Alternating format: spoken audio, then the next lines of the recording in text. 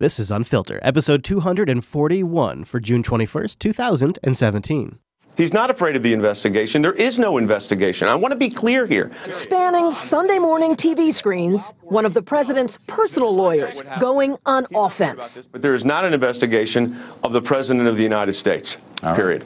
But contradicting the president's own social media admission made Friday. I am being investigated for firing the FBI director. Notably, the president did not repeat that today in a trio of tweets where he denounced the distraction of the witch hunt. The president's apparent admission dismissed by his lawyer as just a response to news stories. But the discrepancy set off sparks. You don't know that he isn't under investigation now, do you? Well, no one's notified us that he is, so I can't read people's minds.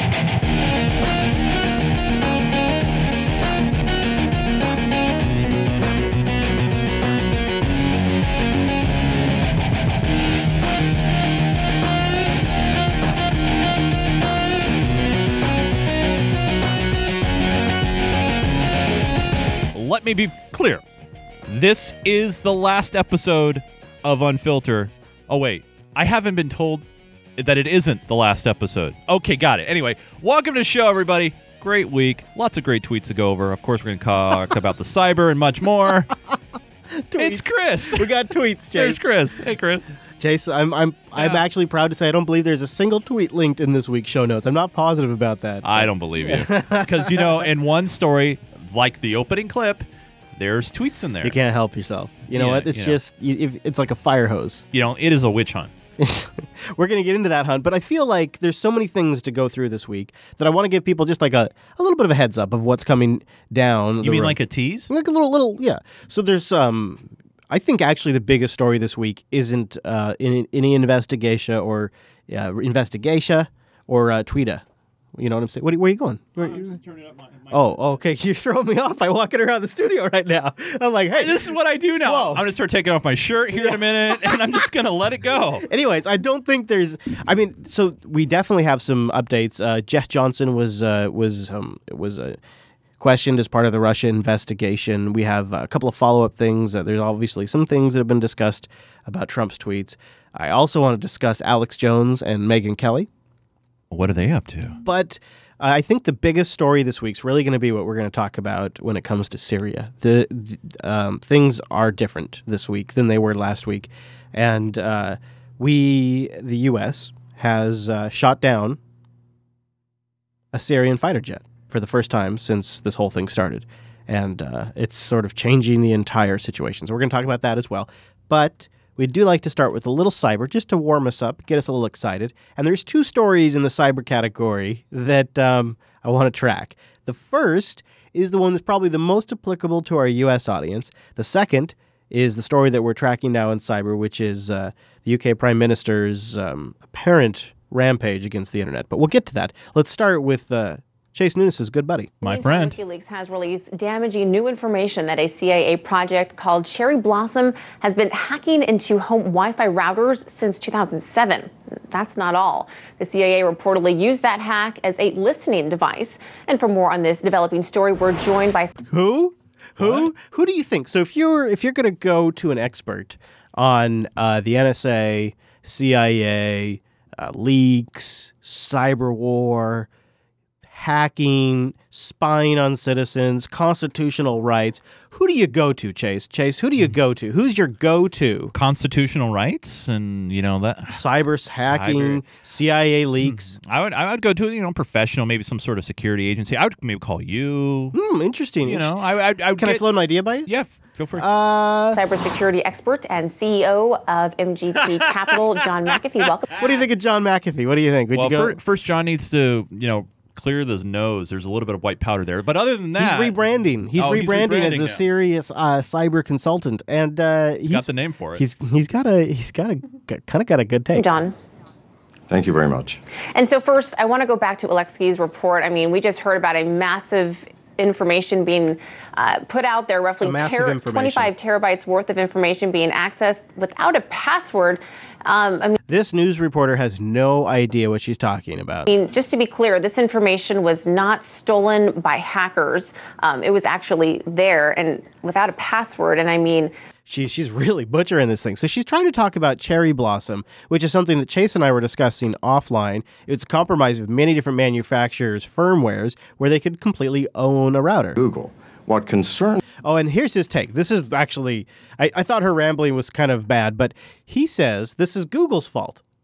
What do you What? Yeah. Tell me what you think of his take here. I mean, I know it's John McAfee, so we're not going to take it too seriously. But, I mean, his take seriously is that it's Google. Hacking happens all the time. The thing that concerns me is not so much the fact that the information was available. All of this information you can buy from Google. What concerns me is how did they get this information?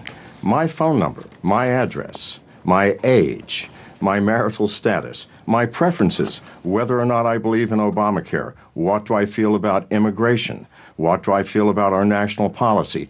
Every single political attitude is in that database for virtually every adult in America. Now, shouldn't we be asking the question, how did this data company even acquire that information? That's what concerns me. Because once you get the information into a database, it will be hacked. It will be let loose. This is just a fact of life these days. Oh, so, boy. so McAfee's talking about, so in response to her question about the malware, he's talking about the hack that happened to the GOP. Do you understand what? Yeah. There's two different conversations happening here. So what's your take on him saying, well, look, you have... Worth of information being accessed without a password. I mean, just to be clear, this information was not stolen by hackers. Now, I guess there's two questions in here. That's kind of why the response is kind of complicated. So many of us having passwords. I want to get to his now. Let's get the very first part of his take here. Well, hacking happens all the time. The thing that concerns me is not so much the fact that the information was available. All of this information you can buy from Google. So he'll come back on this point, but we don't really, because it's a 6-minute clip, it's kind of hard to jump around. This is his premise, though. So Google does this, Facebook does this. That's the GOP was just doing what everybody else does. So you have this leak about the CIA malware. You have this leak of the GOP database that apparently has a bunch of registration and voter information and preferences, and it's like terabytes of information. And John McAfee's point is that when you have privatized companies, he rambles on about this, but when you have privatized companies that are collecting this information, that's just standard practice for them. It's just going to lead to all of these other organizations building up their own data structures, building up their own data silos. Yeah. So, is there really a correlation here, or is this a straw man argument? I think it's a little bit more straw man. I mean, right now there's information like he was saying. There's databases full of stuff and everywhere. You know, everybody knows about everything that we do, even if we try to not do it, encrypt it, whatever. It's already there. You know, I think it's a non-thing at this point, right? I mean, what are you going to do unless you live in the EU and try to get Google to, you know, rip you off the rolls, so to speak? I mean, what do you do? What you need is there needs to be some sort of consumer privacy law that says that you have to agree. Like, there has to be some sort of system in place where you say, I agree for this information to be collected and that information to be collected, or I opt out in some way. Well, a lot of those companies have that available already. It's just a lot of people. First off, you know, you get like 12 pages of terms of service when you sign up for any service, right? And everybody just skims through it, clicks accept, and moves on. But see, for like these political campaigns, like in the case of this GOP database, for them, it's like a core part of how they strategize. So they'd say it's a vital thing. And what pisses me off about it is there's no, it feels like there's no minimum, unless there is, and please correct me if I'm wrong, but there's no minimum standard of security or protection that is required for any company and any organization if they're going to collect personal information. Is that where it starts, though? Is that how you have to do it? Is you have to regulate the companies and their IT security? Because that, as having been involved in, it's not necessarily regulation. It's just a minimum standard.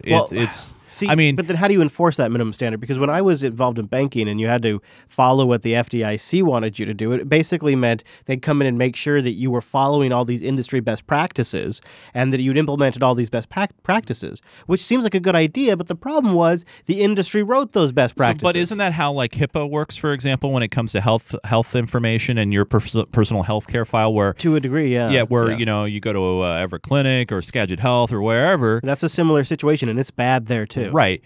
But the thing is, though, they have to have a minimum standard, because if they don't, and that the data is leaked out there, then they can be sued, and you know. But the problem is that idea is predicated on the concept that the people setting the minimum standard know what the fuck they're talking about. True. And they don't. See, so what they do is they bring in industry experts. Well, so what happened is that industry experts they want to sell the next version of their product. So what the best baseline is to make sure you've installed X. And to me, it feels like a way to do government-forced upgrades and government-forced software sales. I don't see that happening I'm not seeing that in the healthcare world per se. I'm seeing a lot of companies doing it on their own and trying to come up with stronger standards of protecting data. I don't see why that practice couldn't be used in other areas. Yeah, if it was...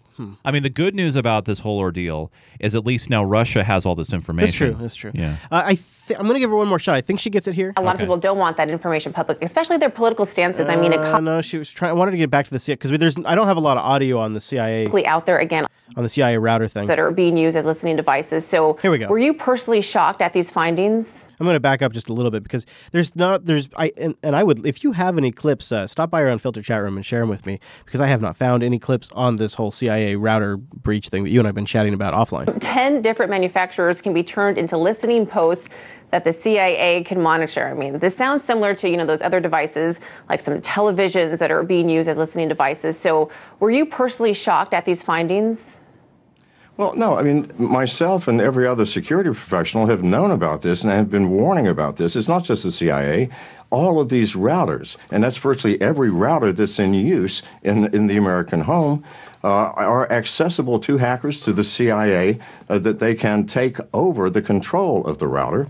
They can monitor all of the traffic, and worse, they can download malware into any device that is connected to that router. So I personally never connect to any Wi-Fi system. I use the LTE on my phone. Well, okay, all right, yeah, that's because that's so secure. Anyways, so there's more. We'll have it linked in the show notes, and I think the TechSnap program might have gone into it, but Chase and I found it to be a fascinating story. Yeah. Over the week. Oh, yeah. No, I mean, that's a lot of information. Yeah. A lot. Do you know a little bit of trivia for you, Mr. Chase? Are you ready for this? Hey, it's now time to Ask the Chat Room. This is where you can answer a question, and we might send you something, but probably not. No. All right. I'm just going to give it to you right now because we got to move on. I don't want to spend too much time on this. Fair enough. The answer and the question is the router that was not affected, the popular router that was not affected. WRT54G, the running. No. Sorry. Well, yeah, right. Anything you've replaced the firmware on, correct. Yeah. No, it's the Apple Airport. I know, right? Probably because it wasn't worth the trouble. Anyways, if you get fired up about this kind of stuff, please go update your router and consider, maybe doing like a pfSense deployment or something like that. Yeah, I'm running Open WRT on my Linksys, and then I have a second Linksys that I have DD WRT on that one too, and I'm using that as a repeater. Just keep them updated. That's the thing, and make sure it's a project that's still alive and getting patches. Yeah. And I encourage you to look into other projects. Now, here's really the cyber story of the week that we need to continue to follow. I don't follow this one because I want to sit here and bash on Theresa May. It's just this whole attack against the internet thing feels like something from the dark ages. British Prime Minister Theresa May visited the French President Emmanuel Macron on Tuesday. One of her primary goals was to garner support for new online security measures. We're launching a joint UK-French campaign to ensure that the internet cannot be used as a safe space for terrorists and criminals. Yeah. So I looked a little bit further into this, and I realized, and see, of course, I'm looking at this as a total outsider here, but I didn't realize that this was actually one of the core platform things that she ran on. And so that's sort of what I gathered doing a little bit more reading into this is that this has sort of just been part of the party platform. Brief look here on the programme. It does say that the UK ultimately aims to become a global leader in the regulation and the use of personal data and of the internet. This will involve developing special tools for identifying and controlling potential harmful material and placing more responsibility on service providers. Now, Theresa May could have a tough job pushing through her cybersecurity reforms, given that she lost her party's parliamentary majority in the UK general election. And guess whose fault that is? Her fault. That's her fault. That's really the best part of it, really. I think that's probably my favorite thing, Chase. That's probably my favorite. You know what we're going to do? A snap election. I feel stronger than ever. It's like if Trump had that ability, do you think that he would do it? No. No. You know, I would encourage our listeners to send us in their feedback on the situation over there, because we are not as close to it, but from afar, it looks like some sort of like regressive count. I can't put my head around it. Like, why would you want to? And it's going to happen here in the States too. So it's like I'm already getting preemptively upset. Why would you want to make your citizens less safe? Like you can't have privacy without security. And if you compromise security for the sake of monitoring, you compromise security for all of us. Chris, it's okay as long as the government has the keys. Yeah. Yeah, but time and time again, like we have multiple examples now in history, some that are very recent, some that go back to the 90s, that show us that every time we have tried to build in some sort of clever backdoor, it fails. So this, I think I have this linked to the show notes, but this recent CIA malware that infects the routers, there now is a history of every single major router manufacturer accidentally leaving a blatant backdoor in their firmware. And I remember covering these on TechSnap. And I remember the first time we covered one, and it was something amazing. Just a really basic, like you could log in and just get all access to the machine, and it was super easy to do if you just knew what combination to follow. I thought, wow, that's really crazy. And we speculated, like, why would that have happened? Why would that have happened? Oh, well, right. Probably for development reasons, for debugging. They wanted a quick way to get into the system and debug. Sure, okay, yeah, so we'll write that one off. Then the next story came in, and then a few months later, another story just like this came in. And now we have a list, I think it was Ars Technica, that just said these are all of the router manufacturers now that have had really easy to exploit backdoors that essentially government agencies like the CIA were able to completely exploit. And that's what's happened here. And so when you have Theresa May trying to advocate for reducing security, by building in backdoors, then you are only promoting and setting up this exact situation to repeat itself over and over again. This exact situation that just happened with the CIA is evidence of why we don't want to do that for, like, imagine our messaging systems. If we built in backdoors to all of them and then somebody got that key, they would have access to everyone's communication. The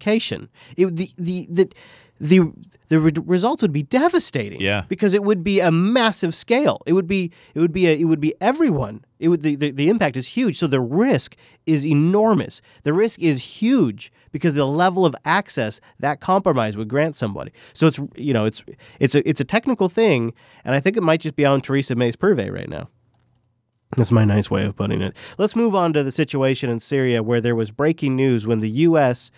decided it was time to shoot down a Syrian warplane in their own airspace. And this Fox News alert, a U.S. Navy F-18 has shot down a Syrian fighter jet over Raqqa after the Syrian jet dropped bombs on U.S.-backed fighters in the region. The U.S. military saying it acted in collective self-defense of those partner forces.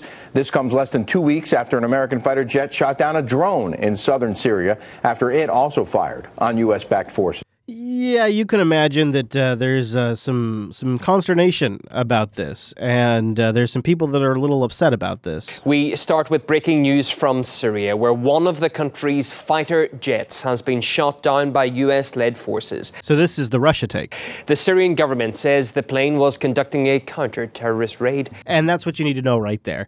So the Syrians see it as they were conducting counter-terrorist operations, and the U.S. shot them down. And the U.S. sees it as our guys were on the ground and you started bombing near us, so we shot the warplane down. And, of course, Russia's pissed because their guys are on the ground. Their guys are helping these guys stay in the air. All right, Russia issuing a threat to the U.S. military, saying it will now treat American aircraft as targets if they are found operating west of the river in Syria. So that's kind of a big deal. Yeah. We are really into basically getting close to a new crisis. This is big because there's a lot at play here. What we are seeing is a very fast-moving situation. I want to back up a little bit. So after the last show, the Senate started working on new sanctions for Russia that the executive office would have new control over. Shortly after that, the U.S. shot down an Iranian drone that was in Syrian airspace because it was harassing some U.S. guys on the ground and U.S.-backed guys that were on the ground. So we shot down a drone, which was a pretty aggressive move, and it was making big headlines. I'll cover it more in overtime, but we got to move quick here. Then what happened pretty quickly after that is the U.S. made a very aggressive decision. It's not, and I want to paint a picture for you. It's not like we just had fighter jets that were patrolling the area and somebody got within a certain range and we had to take them down. It was a very explicit decision. It was a process that happened. A Syria bomber flew out, dropped bombs. The U.S. first said they dropped bombs on U.S. personnel. They later amended that, so make sure you're staying current here. They later amended that to say, well, they dropped bombs near where our backed guys were. They didn't drop them on our guys, but they dropped it near. Fighter jets, I believe it was like an F-18, were then took off from an aircraft carrier after a bunch of discussion was held, intercepted that plane after it already was flying back, and shot it down. So it's not like we were just flying around in the area and trying to protect our assets. This was a very intentional decision to go out there. And this is a massive escalation in the entire situation, and especially now between the U.S. and Russia. This here, I want to go to get us probably the most unbiased reporting we can get. We're going to go out of the U.S., and we're going to go over to France. And this is France 24, and they're going to give us their report. Not that they don't have some bias, it's they don't have the U.S. bias. They have a good perspective on this, and they're going to give us a good overview on this. Where does all this escalation come from, and why is it happening right now? Yeah, you're absolutely right. It's being deemed a serious escalation because it's thought to be the first time since the whole Syrian civil war erupted 2011 that you've had a U.S. coalition fighter plane downing a Syrian regime plane over Syria. So a big deal here. But it is, as you said, part of an escalation we've been seeing. It's the latest, and if you want to say, is really a string of incidents in which U.S. coalition forces have targeted both Syrian regime forces and their allies in Syria and their proxies. We've seen the U.S. targeting basically Iraqi and Lebanese pro-Syrian regime Shiite militia recently. We also saw the U.S. shooting down what they thought was an Iranian drone that had gotten a little too close to its own militia fighters. We're going to come back to Iran here in just a moment. It's Syrian militia fighters while they were training in southeastern Syria. So it's all part of a pattern here, this being the most serious. And let me just say, even though it's an unrelated incident, Iran as well fired surface-to-surface missiles on Sunday. So when we were shooting down, so get a load of this. You got folks on the ground from Iraq. You have Russia backing Assad. You have the U.S. in there shooting down a Syrian plane over Syrian airspace launched by the Syrian government. And then you have this other player who's been kind of getting involved from day one, but now is really stepping things up, Iran. And Iran is launching missiles into Syria. They're sending in drones. There's a lot to the Iran story here. From western Iran, across Iraq, into eastern Syria, into this same region. So we're seeing a lot of these tensions building because, as we know, this whole region has been extremely complex with this mosaic of countries. You've had Turkey, you've had Iran, you've had Iraq, you've had Syria, you've had Russia, you've had the Israel, you've had U.S. The Israel, you've had Israel and the Iraq. Isn't it some model did that? You've had Russia, you've had the Israel, you've had U.S., all with competing and vying and differing agendas. What's happening right now is the propped up bogeyman of ISIS. Sorry, ISIL. I think you mean IS. Or Daesh. They are collapsing. The tensions between Qatar and Saudi Arabia and the new administration, it's all falling apart. When's the last time we've seen a great beheading video? You know, I mean, I feel real bad for Rita. Rita's still trying to post stuff to make it look real scary, but she's having to dig deep these days. This whole situation is changing right in front of our eyes. And what's happening now is the players in the area are staking their territory. And some players want more territory and have more interest than other players. And then there's bigger powers in the region like Russia that are only going to go so far. all in this very little patch of land, but it's happening at a crucial time. Eastern Syria, why is it strategically important? Well, it's that last sort of bit of territory that the Islamic State group, a lot of it's desert, that's true, still controls. And you could see it really on that map there. It's an oil-rich region, so it's obviously resource-rich, so a lot of people want to be able to have control of those resources. But more importantly, perhaps, or as importantly, you see Iraq. You don't see, right east of Iraq, Iran there. There are areas in that whole eastern region which could be seen as supply routes for ground forces, Iranian militia, through Iraq, through Syria, and into Lebanon to support its own proxy forces. So an extremely strategic area, a last patch, a last battleground. So as ISIS begins to collapse, Iran is moving in at an extremely aggressive pace. As ISIS vacates a city, Iran is moving in, and they're going fast because they feel like this is their opportunity to really grab some power here. And let's be real, Russia's not going to really go that far in opposing Iran. It's not like they're going to want to get that involved with that. So there's a certain sort of governor that's been in that region all of a sudden isn't really going to be there governing Iran's expansion. And so I don't know what the answer is here, because that doesn't seem like a good thing. But there are those obviously in the military-industrial complex that say that, well, this might be a massive escalation between Russia and the U.S. And Syria is now the proxy wars of all proxy wars that we have ever seen. There are so many interests in there that it makes proxy wars during the Cold War look like child's play compared to what we're doing now. And so that's why there's some in the military-industrial complex and their tentacles that represent on media that believe that this was no option. Right. No option. We had to shoot down this fighter jet. Russia putting the U.S. on alert. The U.S. shot down the fighter jet after the Syrian government bombed U.S.-backed forces. Russia, a key backer of the Assad regime in Syria, says it's going to be keeping tabs on our drones and fighter jets starting today. This could get sticky. Michael Walsh, former Green Bay commander. Sticky. Here to analyze this, and Michael, good morning to you. Start with the incident from the weekend. What forced our hand to shoot down a Syrian jet? What forced our hand? What forced our hand to lift off from that boat, go out there, fly over Syria's territory in their airspace, and shoot them down? What forced our hand to do that? Well, Bill, we really didn't have a choice but to take this Syrian jet down. No choice. No choice. We have special operators, special forces accompanying the local forces on the ground. You know, CIA people. Whether they're Kurds, Arabs. People we pay a lot of money. Other forces that are currently taking down contractors. The ISIS capital of Raqqa. At the same time, you have Iranian-backed militias, Hezbollah and other pro-Assad regime militias pushing hard to take down the areas that ISIS is withdrawing from. And as they're pushing into the areas where we have forces, they send in jets. The Syrian regime also sent in jets to bomb them. Well, I gotta stop here. I guess it depends on if you believe in international law and you believe in borders, then you have to stop at a certain moment and you have to disconnect yourself from the words being used, the news speak, and you have to just look at the. I just have to look at the facts here. Right. Syria is a sovereign country. Assad is the elected leader of that sovereign country, and the military follows the directions of the sovereign country's elected leader. Russia was invited into Syria. The U.S. was never asked to come into Syria. The U.S. is getting involved with special operators, as this man puts it, on the ground at no one's request but our own.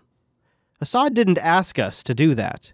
We're not helping the Assad, quote-unquote, regime. Which, have you noticed how we call people regimes when we don't like them anymore? Right, yeah. When we like them, like with Gaddafi, then they're great. And then all of a sudden, it's the regime.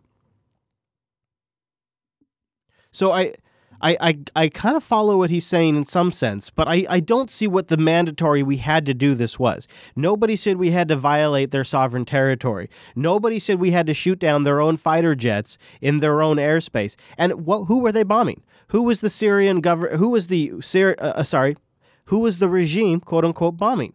Who were they bombing, Chase? Who were they bombing?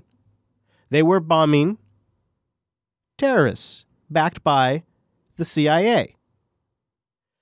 There are terrorists that are trying to overthrow the Assad government that are being backed by the CIA, and they're trying to stop them. If the U.S. didn't have CIA operatives on the ground in Syria, they wouldn't be getting bombed by the government that's trying to hold its power in its sovereign country. This isn't a political issue. This isn't a right or left issue. This isn't a Republican or Democrat issue. This isn't a Trump or Obama issue. It's kind of a Hillary issue, but that's a separate story. This is really simple. It's really simple. We have military interests in here. It's a sovereign country, so we call the government a regime.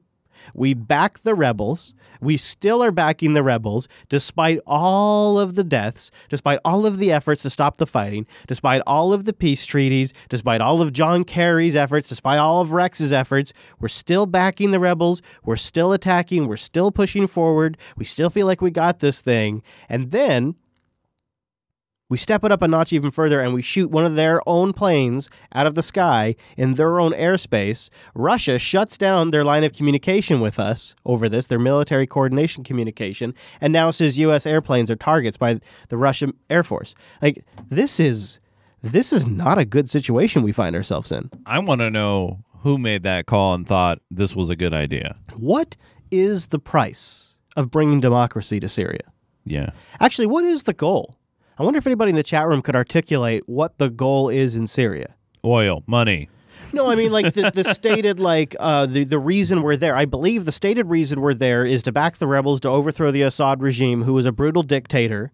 And then it actually, literally, I don't think goes any further than that. There's no discussion of what would be better in Assad's place. There's no discussion of what should happen with Syria. I actually don't really understand why it's worth poking the bear. Like, just on its face. And I think this is why Donald Trump scared the shit out of the CIA. Because Donald Trump asked the same question during the election. I don't understand why we're not just working with Russia and let them knock the hell out of ISIS. Oh, yeah, absolutely. Well, guess what? The CIA didn't like that very much because ISIS is their guys. We don't want to let Russia knock the hell out of ISIS. That's us. And see, Hillary Clinton understood that nuance. And that's why she was the establishment's candidate. Because she understood that ISIS equaled CIA and CIA equaled long-term U.S. agenda. A long-term U.S. agenda equals successful president. Ding. Donald Trump didn't understand that. He just saw a bunch of bad guys, a bunch of evildoers over there. And he saw a willing, brutal president, or whatever Putin is, willing to bomb the shit out of them. And he thought, that seems like a great idea to me, because it is a great idea. We shouldn't be over there. We shouldn't be getting involved in any of this. We shouldn't be spending this money. We shouldn't be costing these lives. And now we're shooting down their own airplanes. So that's the situation in Syria. Good times. But it's a mess. Instead of talking about that, you noticed how heavily I've had to rely on RT for both the CIA leak and this stuff in Syria, because they're all too busy talking about Russia. Mm-hmm. Every media outlet here in the U.S. is just all Russia all the time. Russia or tweets. Yeah, well, and generally the tweets are about Russia investigation. That's right, yeah. So there was a continued questioning. There weren't like the blockbuster James Comey type questionings, but a good friend of Chase's, my buddy, ex-DHS chief, Jeff Johnson, stopped by to do his testimony to the investigation. It was good to see him. And the questioning got kind of interesting. We'll get into one of them. But he did make a clear statement that Vladimir Putin himself orchestrated attacks. In 2016, the Russian government, at the direction of Vladimir Putin himself, orchestrated cyber attacks on our nation for the purpose of influencing our election. That is a fact, plain and simple.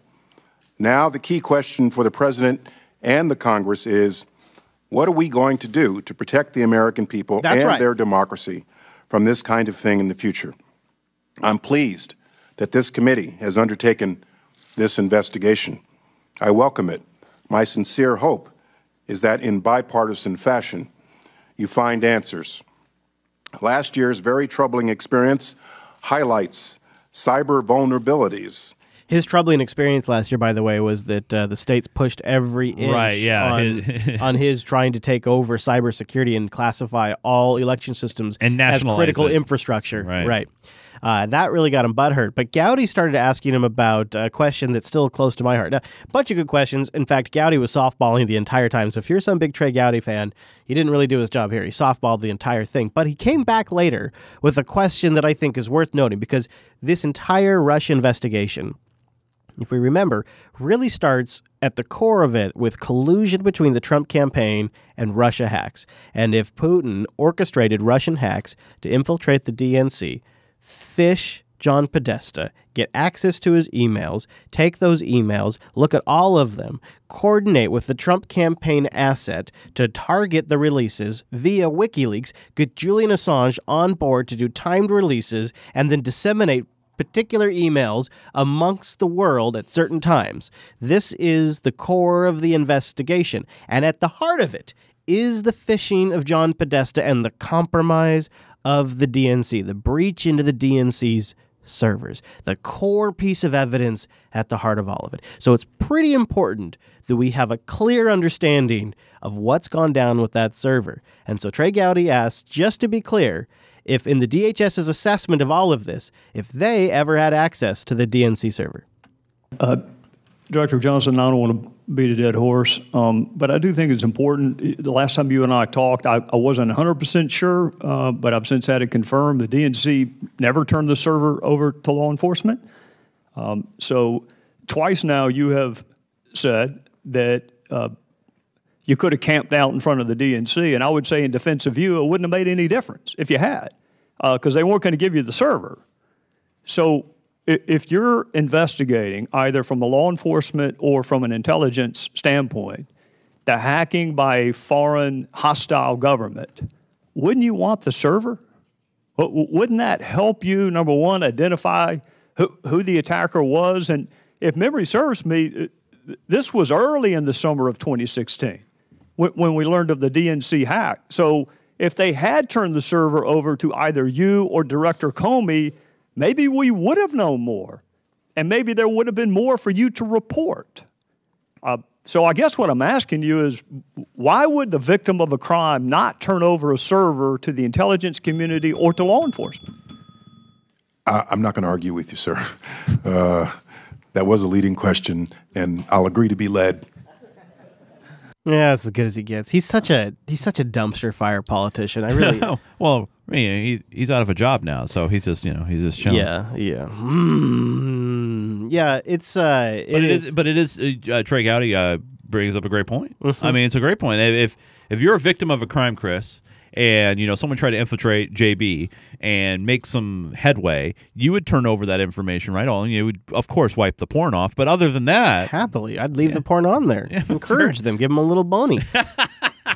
I meant bonus. Bonus. Yeah. Yes. So let's keep going on. Let's keep going down this line, because this to me is really one of the most interesting political stories of our time, and I think it's getting followed all around the world.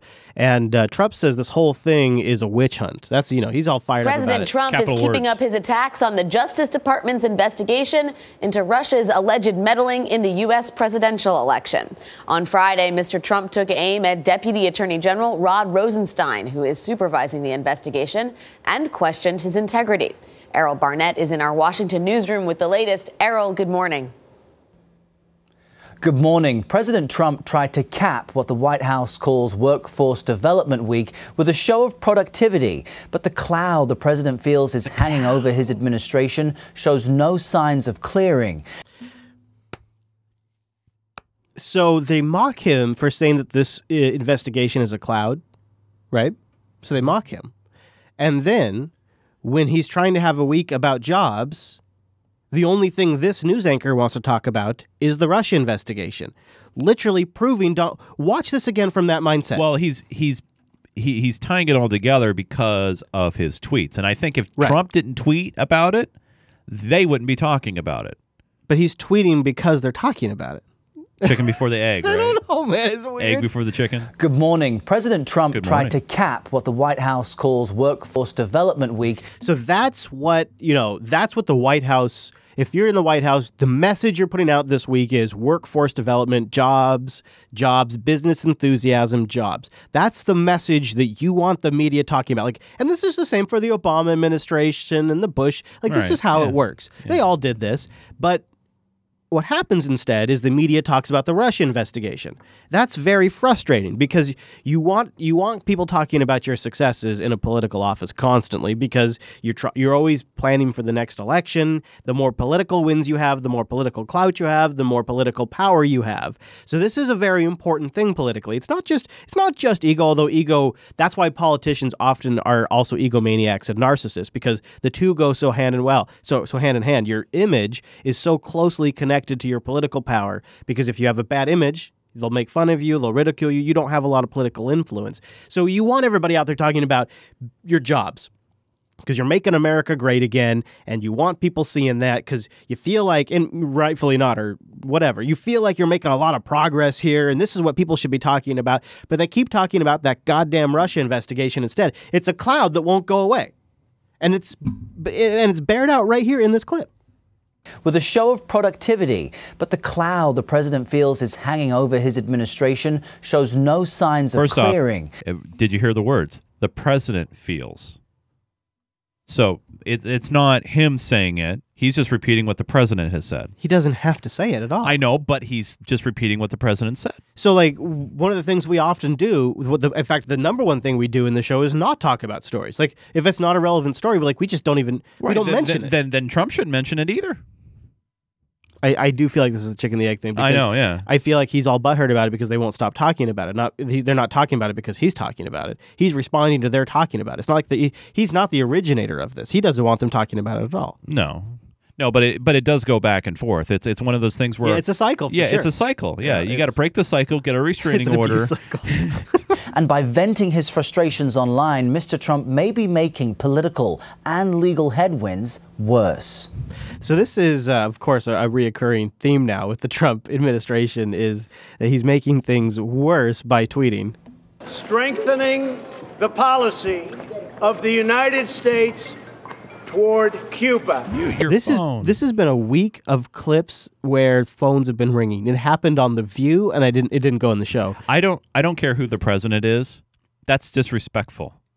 It is. It's very disrespectful. It's been weird. A lot of clips that I've been reviewing this week have had phones ringing in them. It's a weird. If you're going to have a ringtone, change it from default. On this Father's Day, the Trumps returning from their first visit to Camp David. And back to the heat. The political fever over the Russia investigation. You see what I'm saying? Like, it immediately goes to this. It is. Yeah, but Trump's attorney doesn't have to go on NBC. Well, okay. First off, Trump shouldn't even have an attorney. Right? Really? Well, wait a minute. Isn't Valerie Jarrett an attorney? Well, she was, yes. That's true. And also, by the way, Uma Abedin, also an attorney. Yeah, but were they going on the news circles? Were they going on Fox? No, they were secret. We don't talk about them. Exactly. Yeah. He's not afraid of the investigation. There is no investigation. I want to be clear here. Spanning Sunday morning TV screens, one of the president's personal lawyers going on offense. But there is not an investigation of the president of the United States, period. But contradicting the president's own social media admission made Friday. I am being investigated for firing the FBI director. Notably, the president did not... Do you buy that was him just replying to media reports he was watching on TV? This is what I think. I mean, looking at there's no timestamps on this one. Yeah, I noticed, it's funny when they include it, they don't. Well, sometimes they do, sometimes they don't. So, yeah, it's weird. 50,000 retweets or whatever. But, he's up at 3, 4 in the morning watching, Fox and Friends, and they probably ran a story, and he's like, son of a... And he fires off something. And it's amazing that, I guess, in some ways, it's maybe the best thing I've ever seen in my life, because what it tells me is that at some level, nobody can shut the president up. I always imagine that when the president of the United States got in the office, they went into this smoke-filled room, and the CIA walks down and they put up a projector reel to reel up, and they hit play. And you're gonna watch this film. And what comes up is this film, and it's a video camera that was down in the gutter, and it's a different angle of the JFK assassination. And they say, if you don't do what we say, this is gonna be you.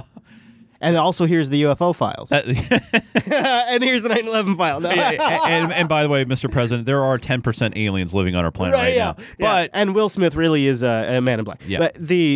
But this shows you to some degree that despite the power of the entire apparatus, They can't stop an old man from watching TV and freaking out on Twitter from what he sees. Like, I mean, that literally might be what we're seeing happen here. What worries me about it, and I know there's a lot of things that worry me about our current administration, and both previous president and current president, is that he has at his disposal, okay, the most, I mean, he has better than the internet, in my opinion. I mean, he really has like some inside information. Like you said, he probably knows what the UFOs and Area 51 and everything like that.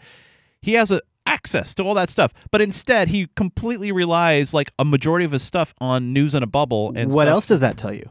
I think it tells you that the president is extremely isolated from what the hell is actually going on beneath him. And as an American, I want my president to be well informed on both sides and try, as Bush would say, a uniter, not a divider. Being investigated for firing the FBI director.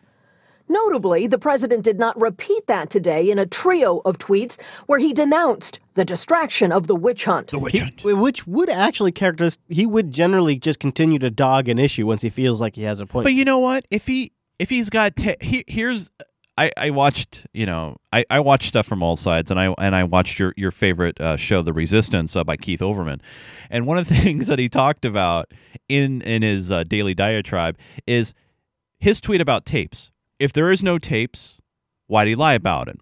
If there is tapes, wouldn't that exonerate Trump, right? I mean, either way, when you look at it from a logical standpoint, he doesn't have to say all this stuff, witch hunt, and they're coming after me. Yeah. Dude, if you got tapes to prove your innocence, boom. And then, but here's the problem with that. The problem with that is if he shows tapes to show his innocence, then he's recording people. He's got tapes. Yeah, so that's the problem. He's stuck. That is totally the problem. Stuck. Which is incredible that he's able to tweet. Like, it's incredible that they can't take this away from him because, I mean, it really shows you there is some power in the executive office. Right. And I think their mode of thinking probably on this is, you know what? If he's going to tweet and he's going to take himself down, he's going to take himself down. I guess. I mean, what are you going to do if you... What a defeatist attitude to have, though. That's like the Clinton campaign's motto, we can't have nice things. But, they've tried to dial Trump down from doing this. I think they had a social media guy handle his Twitter feed for a while. It just didn't work. Well, I tell you what... because he says some, because here's what I could imagine is happening.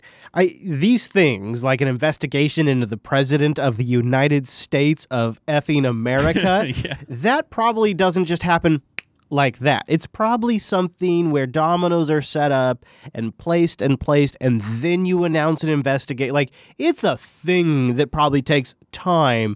And by building this apparatus that's going to investigate the president of the United effing States of America, you probably, in doing so, alert sources that it's coming. And so the media gets a little hint. I bet people in the White House get a little hint. And so in his world, he might actually know something's coming. Right. And the media knows something's coming, but nothing's on the record yet. And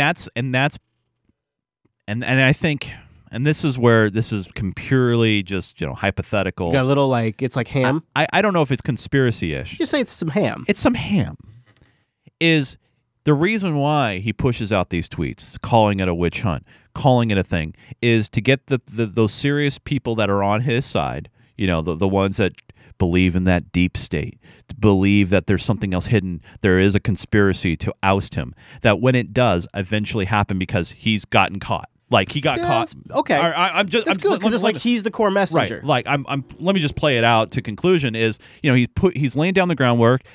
Maybe he gets impeached. Maybe he doesn't. Maybe something serious happens, and then he can sit back and maybe right before he resigns or whatever, and go see what happens, you guys, when the fake news and then what will happen is we'll be worse off as a country because of that. Sort of like how the Clinton campaign was laying the groundwork for the Russians before they lost the election. Either side doing this, it's not beneficial in the long run. Well, so it just tears us up even more. That's a definite possible take because Donald Trump himself has said that his Twitter feed is the best spokesperson for him, and it's a great way for him to reach official statements. It's a great way for him to bypass the mainstream media and get the message out there. And I would give Donald Trump credit to say that he is savvy enough to know how to message to his base and market correctly. Absolutely. So that's a good take. I'll give you I have a counter take. I love to hear the counter.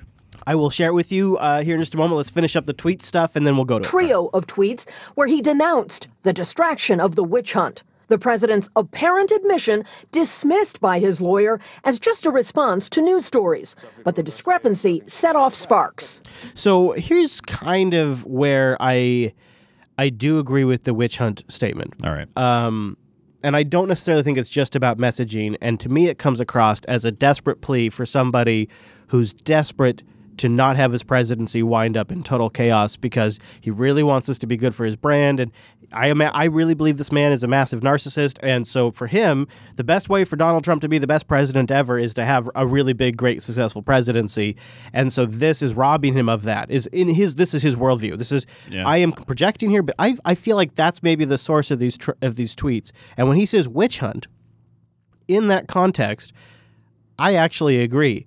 Because it is a witch hunt. Because we are now 8 months into this investigation, and there has been zero evidence of collusion between anyone in the top levels of, like, between Pence or Trump or Bannon or any of their or Priebus. There has been no evidence of collusion at all. And what has happened universally across the Democrats is we have shifted. If you've noticed, and it's subtle, but it is fundamentally important to this discussion. We are not talking about collusion anymore. In fact, when I said that word, did it feel a little old? Because we're not talking about collusion anymore. Now, we're talking about obstruction. There was evidence of collusion. What kind of evidence have you seen? What can you tell us? Oh, this is your best friend, Adam Schiff. This is my really close friend. Yeah, I know. Yeah. He's your on iMessage. I really like, on FaceTime. You guys FaceTime all the time. Yeah. Well, I think there is evidence. I can't go into the particulars of our closed investigation. Now, watch as he says, I can't.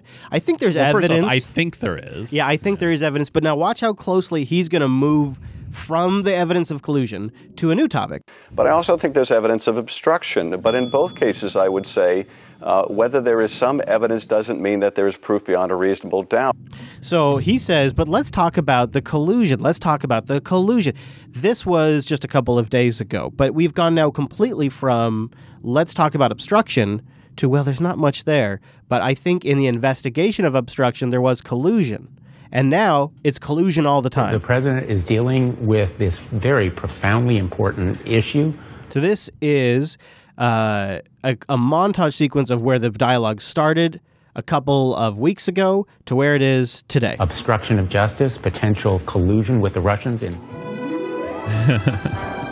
From collusion to FBI is conducting a criminal investigation into potential collusion between Donald Trump's campaign and the Russian government. Possible collusion or coordination with Trump officials. We're finding out more and more about the possible collusion. It looks a lot like there was collusion. Not just to investigate Trump-Russia collusion. There's probable cause to believe that there was cooperation. What kind of collusion, if any, there was? Serious allegations that have been made that there was collusion, evidence of collusion. In collusion with the Russians. Collusion, that's what is being investigated. You think is on its face obstruction of justice by the President of the United States. This is now.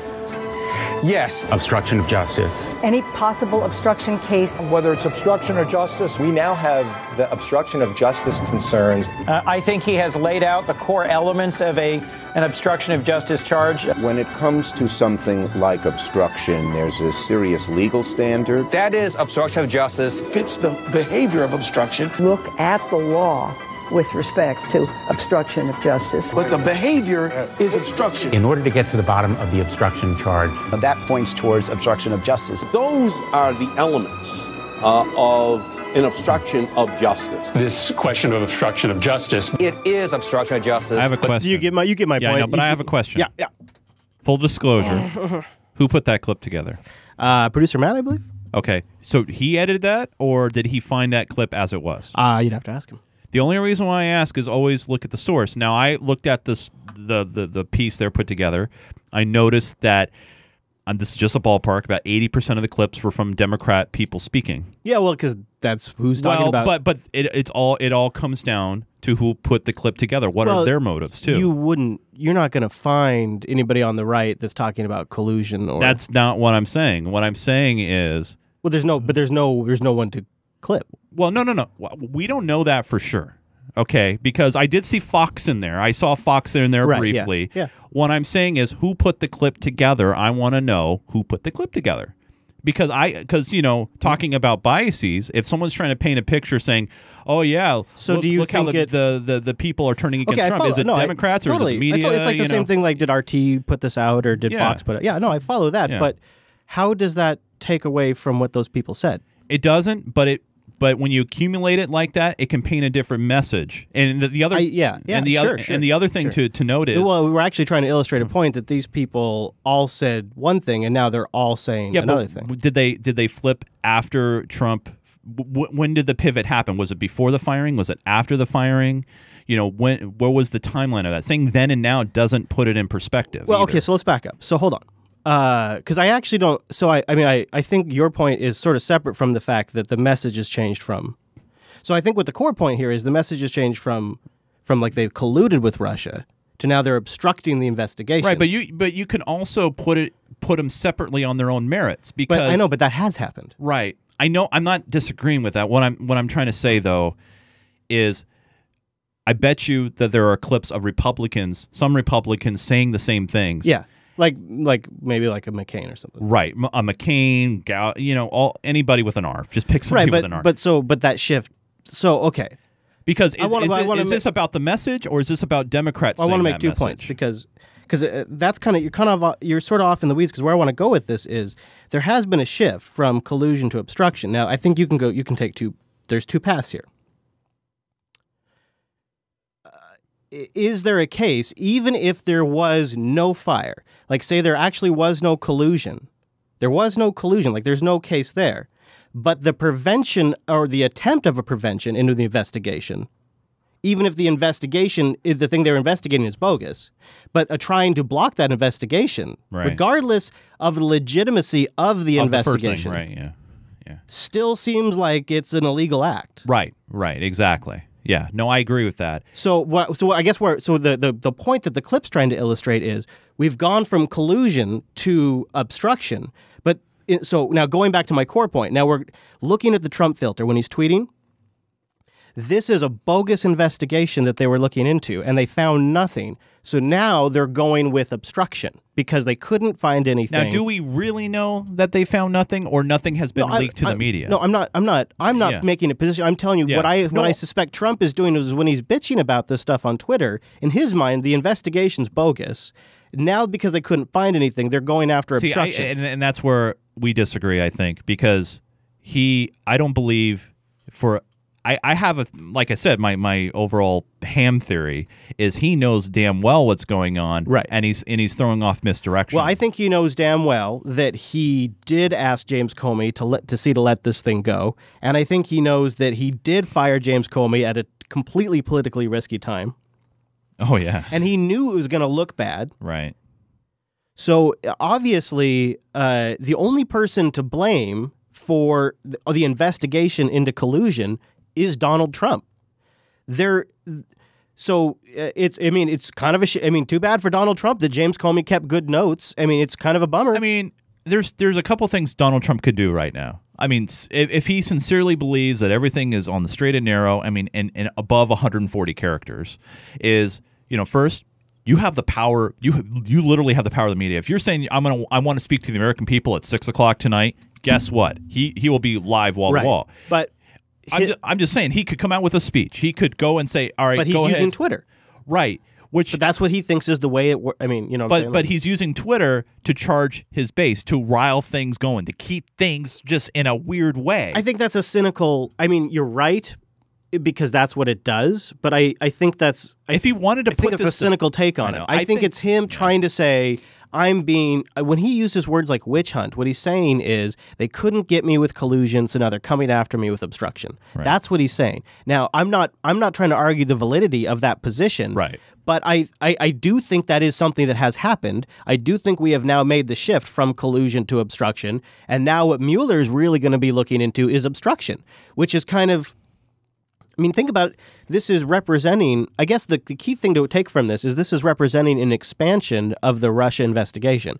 So what began as an investigation into what did Russia do to impact our election, like at what lengths did Russia go to impact our, from hacking the state databases, from potentially colluding with Trump campaign people, right, to what degree did Russia influence our election? That was the original Russia investigation. Then after James Comey was fired, which looked like an obstruction of justice on its face, a special counsel was brought in, Robert Mueller. Right. So now Robert Mueller was in to sort of sort all of these questions out. But now his area of investigation is expanding potentially directly into Donald Trump. So are you following me? Yeah. So he starts. So the investigation. Okay, I don't think you are following me. No. So the investigation starts with looking into how the Russians got involved with the election. Now it's expanding into an investigation into Donald Trump, and Mueller's investigation is expanding into obstruction of justice. So it's going from one thing to now they are looking into 3 different distinct issues. So this is a massive problem for the Trump campaign. Oh, no doubt. Because I think there is collusion. I think there is obstruction. I think the collusion stuff was crap. But in trying to shut down the collusion investigation, he did obstruct justice. So does that come down to a personal security issue where you're not secure with your job and what you do and who you are? I mean, I think so he couldn't just let this thing run its course. Maybe he had reason to believe it was. I don't see like an advisor would say, hey, President Trump, is one of his trusted, his son, his daughter, and someone go, hey, look, Dad, this is going to blow over. They don't have anything. Don't talk about it. Just let it go. Yeah, this is it. This is like, because he can't stop tweeting and nobody can stop him. Right. He has fueled some of this stuff. And then, but you can also see, like, I do believe he probably asked for a pledge of allegiance, quote unquote, from the NSA director and from DNI, just like he did from Comey. I'm sure he did that. Why, if he did it one time, why wouldn't he do it with all of them? And then you see how Sessions was during his no communications between the president and I will be discussed. None. Or he couldn't recall. I'm protecting his privilege, that he might invoke in the future. Yeah, which also is signaling that they knew he might have an investigation coming. If you think about it, look back at some of the recent tweets, and that might signal something too. Right. Yeah. See, I think that's what it is. I think they are full on panicking that this thing is going out of control and that it is tilted in a direction that is not going to win for them. Right, and that's why Trump is always out there tweeting about this to keep his base lively and say this is an attack from the left. This is an attack from the mainstream media. This is all fake. This is something that they invented. But at the end of the day, this is something he kind of stirred up. See, right, but when you say that, you're also building the case for why he has to keep tweeting. Well, but there's other things he can do. Like, he can't stop now. But there's things he can do other than tweet. Like I was just saying in the chat, like since he's got Twitter, he's got Periscope, right? He could just go live, start a stream, and talk directly to the base without any edits from mainstream media or anything. I wonder if he could request to talk to one of the committees in public. I mean, hell, Obama did. Didn't he do Facebook Live or Periscope or whatever? No, I mean, couldn't he go down? Couldn't he go down to the Senate committee and he could just sit there and testify? Absolutely, he could. There's nothing stopping him. There's nothing stopping him from giving a deposition right now, under oath, recorded with his attorneys and all that. So, okay, now that we've discussed all of that, let's go back to the so remove like semantics and law, and go back to the core issue here, where this Russia collusion story could be pretty much smoke. Like, there's probably Russia probably was involved at something. Right. I'm sure. I mean, like, I was watching the testimonies with Je there. Je, yeah. And so two things come up constantly in these testimonies, and I almost mentioned to you every single time. Section 702 reauthorization. Yep, and we picked those. It's come up in every single hearing. Every single one. Yeah. And the other thing that they talk about, like it's no shit. Like, no shit. Like, yeah, obviously, is that Russia's always tried to fuck with our elections. Like, historically, they do this, and it is nothing new. So I would bet you that there's a pretty good chance that this year their quote-unquote cyber played a role in it too, because they've always tried to influence the election. So there's probably something at the core of this. But collusion, that seems like a Democratic Party line to explain why they demonstrably lost the election and Hillary Clinton was defeated and the Democrats were defeated in the lower levels of government. It seems like it's a great talking point to run up until 2018 that paints people associated with Trump as suspicious characters that are not trustworthy, that moves the talking points away from healthcare. It moves it away from climate change.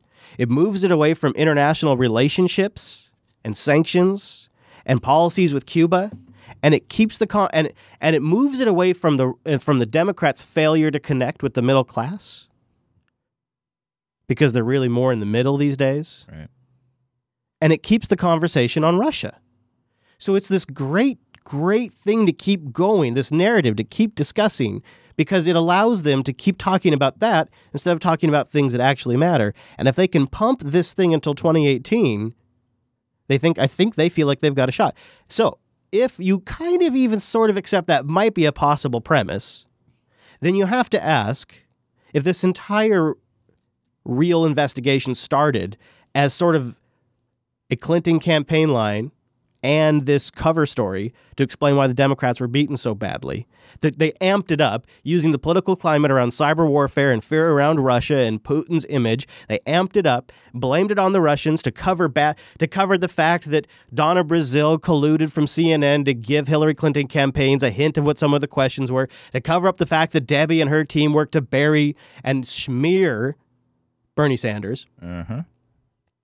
To cover up the fact that John Podesta was a total creep, and also, by the way, to really actually take the conversation in a direction that we don't mention, that really, honestly, most of these emails came from Judicial Watch through lawsuits and FIO requests. That's right. Not really from WikiLeaks. Like, the ones that really damaged their campaign didn't really come from WikiLeaks. But we've changed we don't talk about Judicial Watch, who has been around forever. We talk about Russia. Right. So we've moved the conversation completely. And it's a bullshit hype story that then led to a series of investigations because of bullshit dossiers that were passed around by John McCain that have been called by James Comey complete bullshit, total false, in his testimony. But those were the source materials, that and every little leak to the Washington Post, which often had to be corrected, that was citing anonymous sources from within the intelligence agencies, which is the very fodder to this day that is used to ask questions during these investigations, during these hearings. All of this is a bunch of crap that was used to start this investigation, that is a bullshit investigation, that is a huge waste of taxpayers' dollars. We should just be looking into how to improve security and set standards for elections and disconnect these things from the internet. It's really fucking straightforward. Yeah. But instead, we're doing this massive investigation. And really, Canada and Mexico also were colluding with our election. Like, it's not just a Russia problem. There is a broader problem here that we need to address. I bet Germany did it, and so did France. Like, everybody who has a stake was probably paying for a marketing firm or a lobbyist or something, because at the end of the day, these people have money to make. So this investigation in Trump's world, and I agree, was kind of bullshit to begin with. And then when you try to shut this son of a bitch down because it's a stupid political scheme in the first place, now they're going to lynch you for that. There is, you got to admit, some validity to it. Even if it was illegal and he shouldn't have done it, and I'm not trying to excuse it, I'm just saying, like, it's a real son of a bitch of a situation. They trapped him. Like they let a wild badger into their fancy mansion, and they couldn't figure out how to catch it, so they had to create a trap for it to go hang itself. Like, they created the perfect political trap for Donald Trump, because they created an investigation, and the kind of person he is, he had to shut this thing down. He couldn't keep his mouth closed, and when he took the bait and tried to shut it down, they got him. And now how far they go with it is probably being debated in some dark hall somewhere. The deep state? Yeah, the secret deep state. The deep state. That Alex Jones is always telling us about. All I can do is give you my word and tell you, if there's one thing about me, I do what I say I'm going to do. And so, wow, did Alex Jones, wow. I don't double cross, so. You know, you just became very fascinating to me. I just sort of thought you were this, maybe, one-dimensional guy, like this is your thing. My goal is for your listeners and the left, who will be watching some on NBC, to say, wow, that was really interesting. And then the next time I want to get somebody, they're going to say, look what you did to Alex Jones. It's not going to be some gotcha hit piece. I promise you that. Now, this is, I mean, like, when I heard that Megyn Kelly was interviewing Alex Jones, I thought it was a joke. Because, like, why would he do that? And then the son of a gun recorded the whole damn thing from get-go. The phone calls, her there in the office. Yeah, he must be in a state that's only one party recording. Yeah, I mean, jeez. And then he makes a 30-minute special out of it where he airs most all of it and where he comes across looking decent. I mean, it's such a production. It's such an Alex Jones production. BC was the only one. This is weird. They actually got it right that I got joint custody and that actually was calling us wanting a statement. Oh, let's take a second here. So this is, as a father in a joint custody situation, man. So one of the things Megyn does, and I don't know if I have the, let me see here. If we go right here. And you'll say whatever you want to say, but it's not going to be some gotcha hit piece. I promise you that. It doesn't serve me. It doesn't do me any good. If I do that to you, then you go out there and you say, she did a hit piece on me. This is what she said, and this is what she did. And then the next time I want to get somebody, they're going to say, look what you did to Alex Jones. You know, screw you. So I promise you that's not what this will be. It really will be about who is this guy? And we'll talk about some of the controversy, and I'll ask you and you can respond, and we'll get into the whole, you know, what you've been through this past year. And my goal is for your listeners and the left, you know, who will be watching some on NBC to say, wow, that was really interesting. All I can do is give you my word and tell you. So she uses, and it's in here somewhere, but God, if I can't stand to listen to it anymore. She uses the fact that he's a father in this custody battle to like get into his head and say, you know, that really humanized you for me. And once I saw that, I realized you're just like anybody else, and I want to tell that story because you're a dad. Now he asked, well, when's this going to be released? This all in the recordings and the supporter sync if you want to watch it. He says, when's it? Oh, sometime in July. Do you know when the interview came out? This past Sunday. Which was? June 18th? Father's Day. Oh. Womp. Yeah. I mean, I'm no fan of, I mean, we mock Alex Jones all the time, obviously. Yeah. But I like mustaches. Yeah.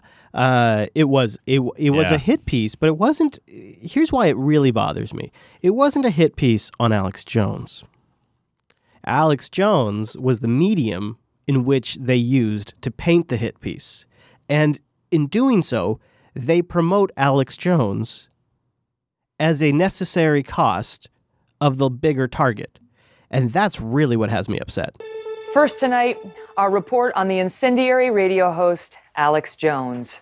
For years, Jones has been spreading conspiracy theories, claiming, for instance, that elements of the U.S. government allowed the 9/11 attacks to happen, and that the horrific Sandy Hook massacre was a hoax. Some thought we shouldn't broadcast this interview because his baseless allegations aren't just offensive, they're dangerous. But here's the thing. I'm a psychopath, and I have a larger agenda. Alex Jones isn't going away. No, because we keep promoting him to you. Thanks, starting with Pierce. Thanks, everybody. Over the years, his YouTube channel has racked up 1.3 billion views. And I'm super jealous. He has millions of listeners and the ear of our current president. He says. We begin our report with his reaction to the recent terrorist attack in Manchester, England. Did you catch the larger fish in this? What they're really going for here? Trump? You got it. She slips it in there that he has the ear of the president. Yes. And then they use a famously cut clip of Donald Trump. Presidential candidate Donald Trump. I just want to finish by saying your reputation's amazing. In December 2015, Mr. Trump appeared on Jones's radio program. So they took a clip of Trump saying your reputation is amazing, and then they take a clip of Trump saying goodbye to Alex Jones' listeners, not Alex Jones. Offering praise and promises. I will not let you down. You will be very, very impressed, I hope. And I think we'll be speaking a lot. Separately, both men had supported the false statement that Barack Obama was not a natural-born citizen. So they end up making the piece actually about Trump and not about Alex Jones, but Alex Jones is the vehicle that they use. Is the conduit. Yeah. And so this is Megyn playing nice with NBC's execs, I think. In fact, they come back to a few other things. They really push the dad thing. And you got what's really kind of too bad about this entire thing is they push the dad thing a lot on Father's Day. Sandy Hook Elementary School, one of the darkest chapters in American history, was a hoax. I lost my son. I buried my son. I held my son with a bullet hole through his head. On Father's Day, dude. It's like it's designed to invoke a strong emotional response. Oh, totally. And then they go after him for it. Now, Alex Jones has set himself up for it, so, fair game. And he let her in, so have at it. A good time. But it seems like the greater expense of going after Trump. But then you put out a bunch of misinformation. I'm just trying to figure out what the vetting process is. We all get Hillary was 15 points ahead, okay? And I mean, we all get mainstream media has got a big problem.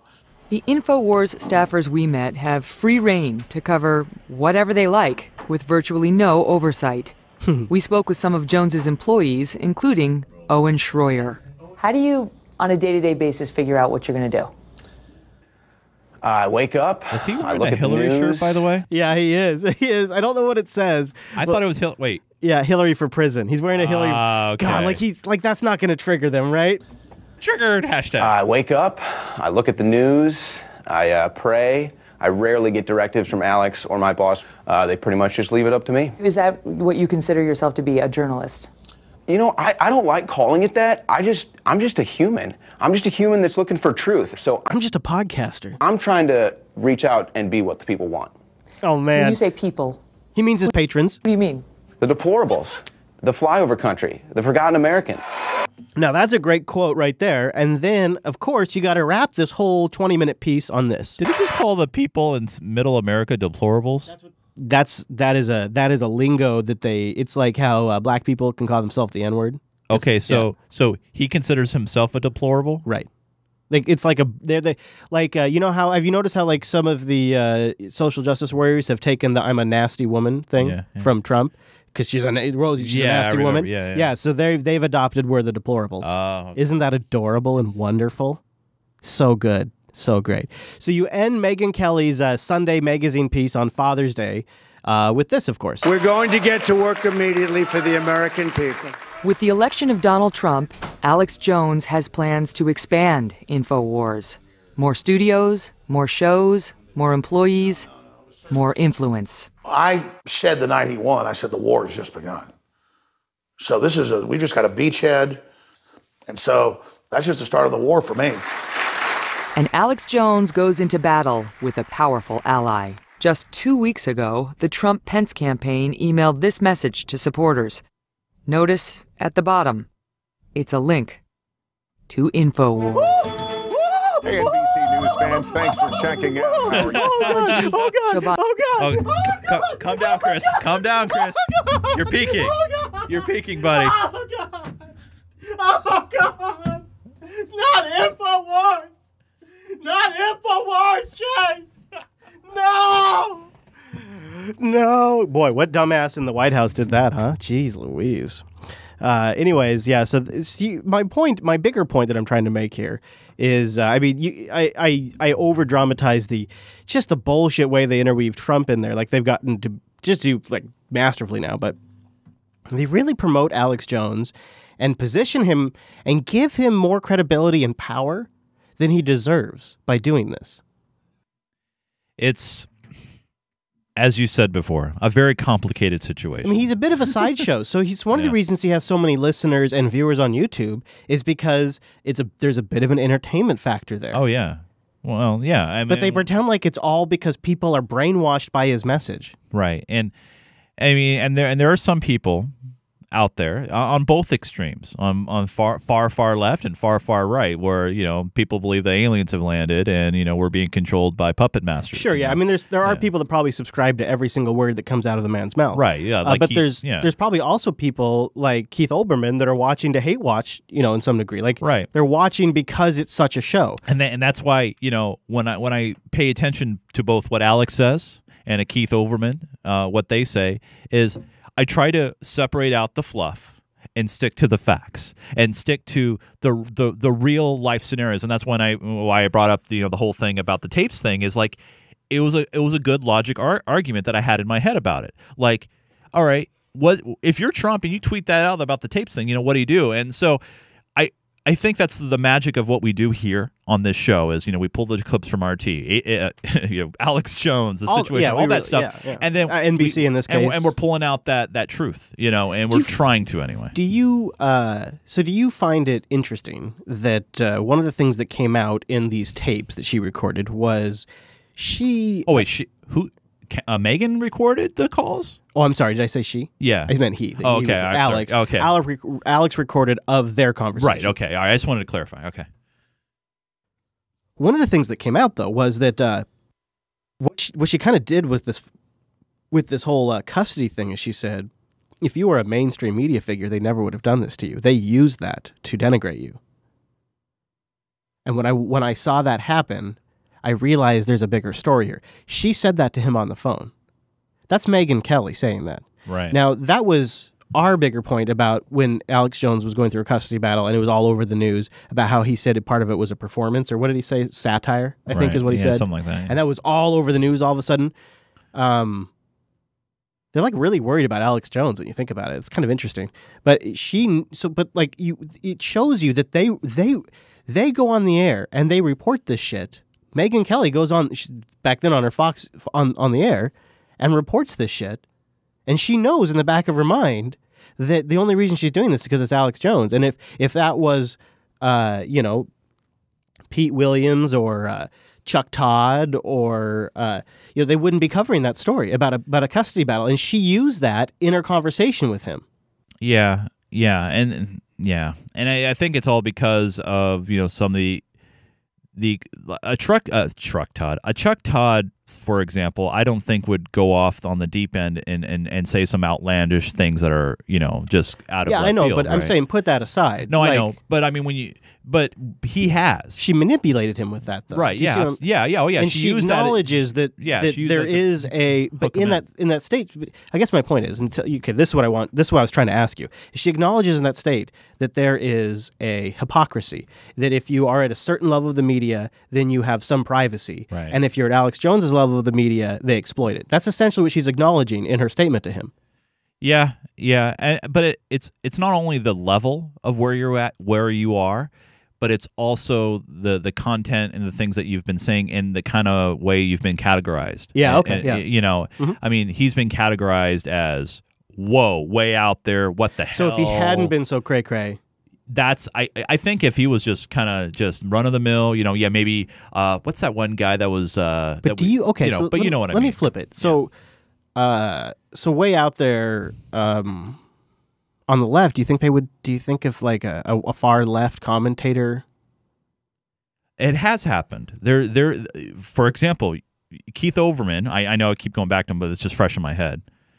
Keith Olbermann, he was on ESPN. He had his own show on MSNBC. And there was some and remember dirty that controversy that he got fired, and it's because he's a bit of a hothead, right? And so, if he wasn't such a hothead, it probably wouldn't have gotten out. He's he's pegged to the left, right? So it has happened where the mainstream media has gone after somebody on the left, an extreme left in those situations. And Oberman's a good example because he was an outspoken. I mean, he had his top show. Yeah. I mean, he was doing pretty well. He made the transition from sports, and then it was interesting. Now he's doing YouTube. I think that clip is worth listening to hear how she works him a little bit. Oh yeah, she's good. Well, we heard in the pre-interview questions, she's reassuring him. It's a classic situation where you try to make the interviewee feel comfortable going into what could be a high stress situation. Yeah, and try to don't worry, we're gonna take care of that. We're gonna take care of that. It's not so bad. It's not so bad. Yeah, it's all right. We're just gonna lightly touch on it. Yeah. I promise you. It's like those kind of things. You'll have your chance to respond. Yeah, absolutely, and we won't leave it on the cutting room floor.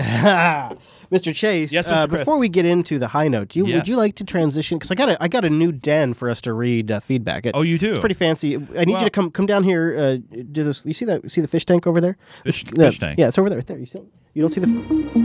Oh, nice. I like this. This feels good. All right. So we're now in the new observatory. See right there, we have the captured dolphin. That's right. Of course, over there is Nemo.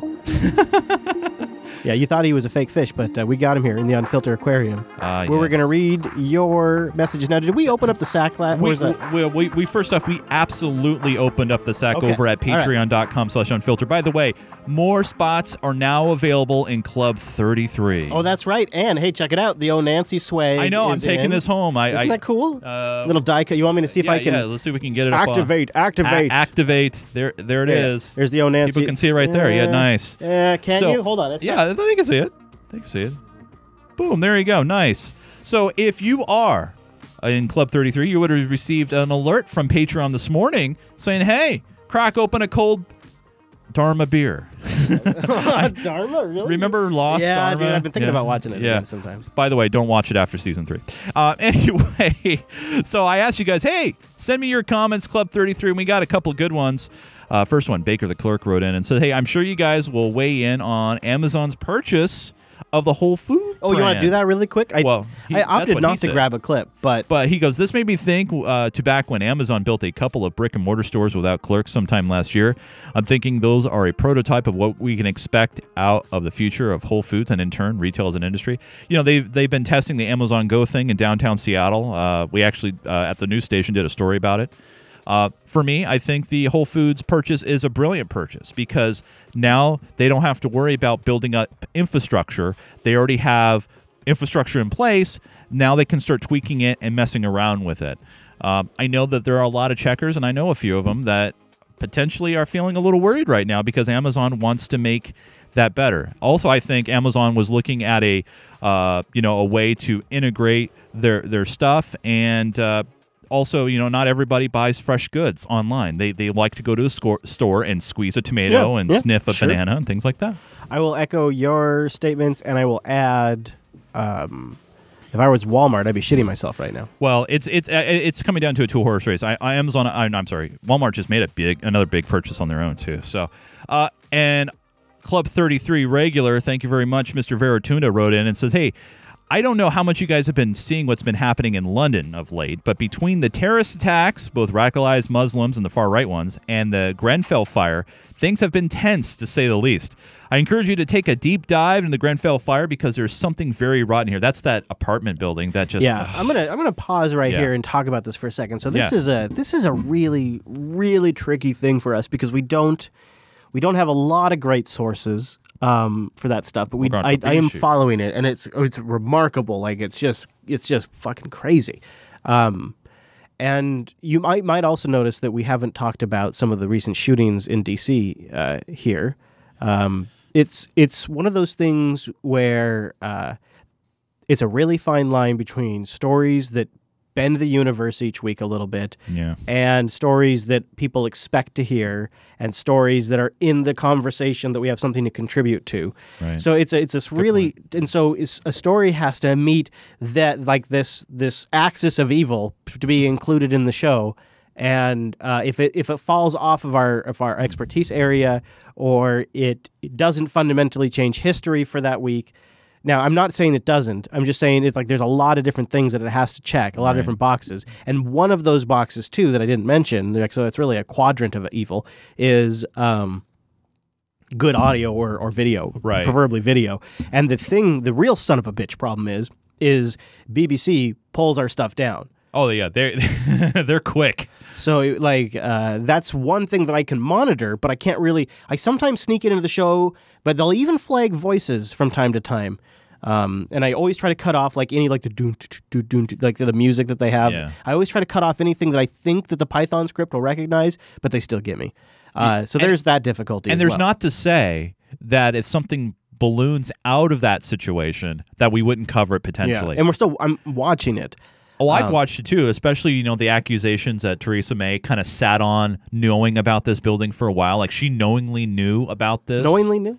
Knowing. What I'll do a lot of times is if it's not primary coverage, I'll include it in the overtime. So if you traditionally only catch the main show, consider sticking around for the overtime, because a lot of times these stories get incorporated into the OT. Yep. That's true. I turned off the music so that way we could take a serious moment, but are we all done? Is that... Yeah, that's it. So remember, if you guys want to be a part of Club 33, and by the way, swag just went out, the old Nancy stickers, and by the way, I have a feeling, anticipating coming up soon. We might do either a Google Hangout or some sort of YouTube stream for the Club 33s. So that's a good idea. We do have some spots available. Head over to patreon.com/unfilter. Help us reach our goal to unlock the next edition, which would be Unfilter OMG. Supplemental, which we will add in some extra dashes of Unfilter during the course of the week. Now, Chris, I really need to end this week on a high note. Let's do it, buddy. Let's do it. This is a good old-fashioned case of... Everybody's home. A camera mounted to the helmet of a Sacramento firefighter captured these images as crews raced to put out a fire at a suspected grow house in the south part of the city last December.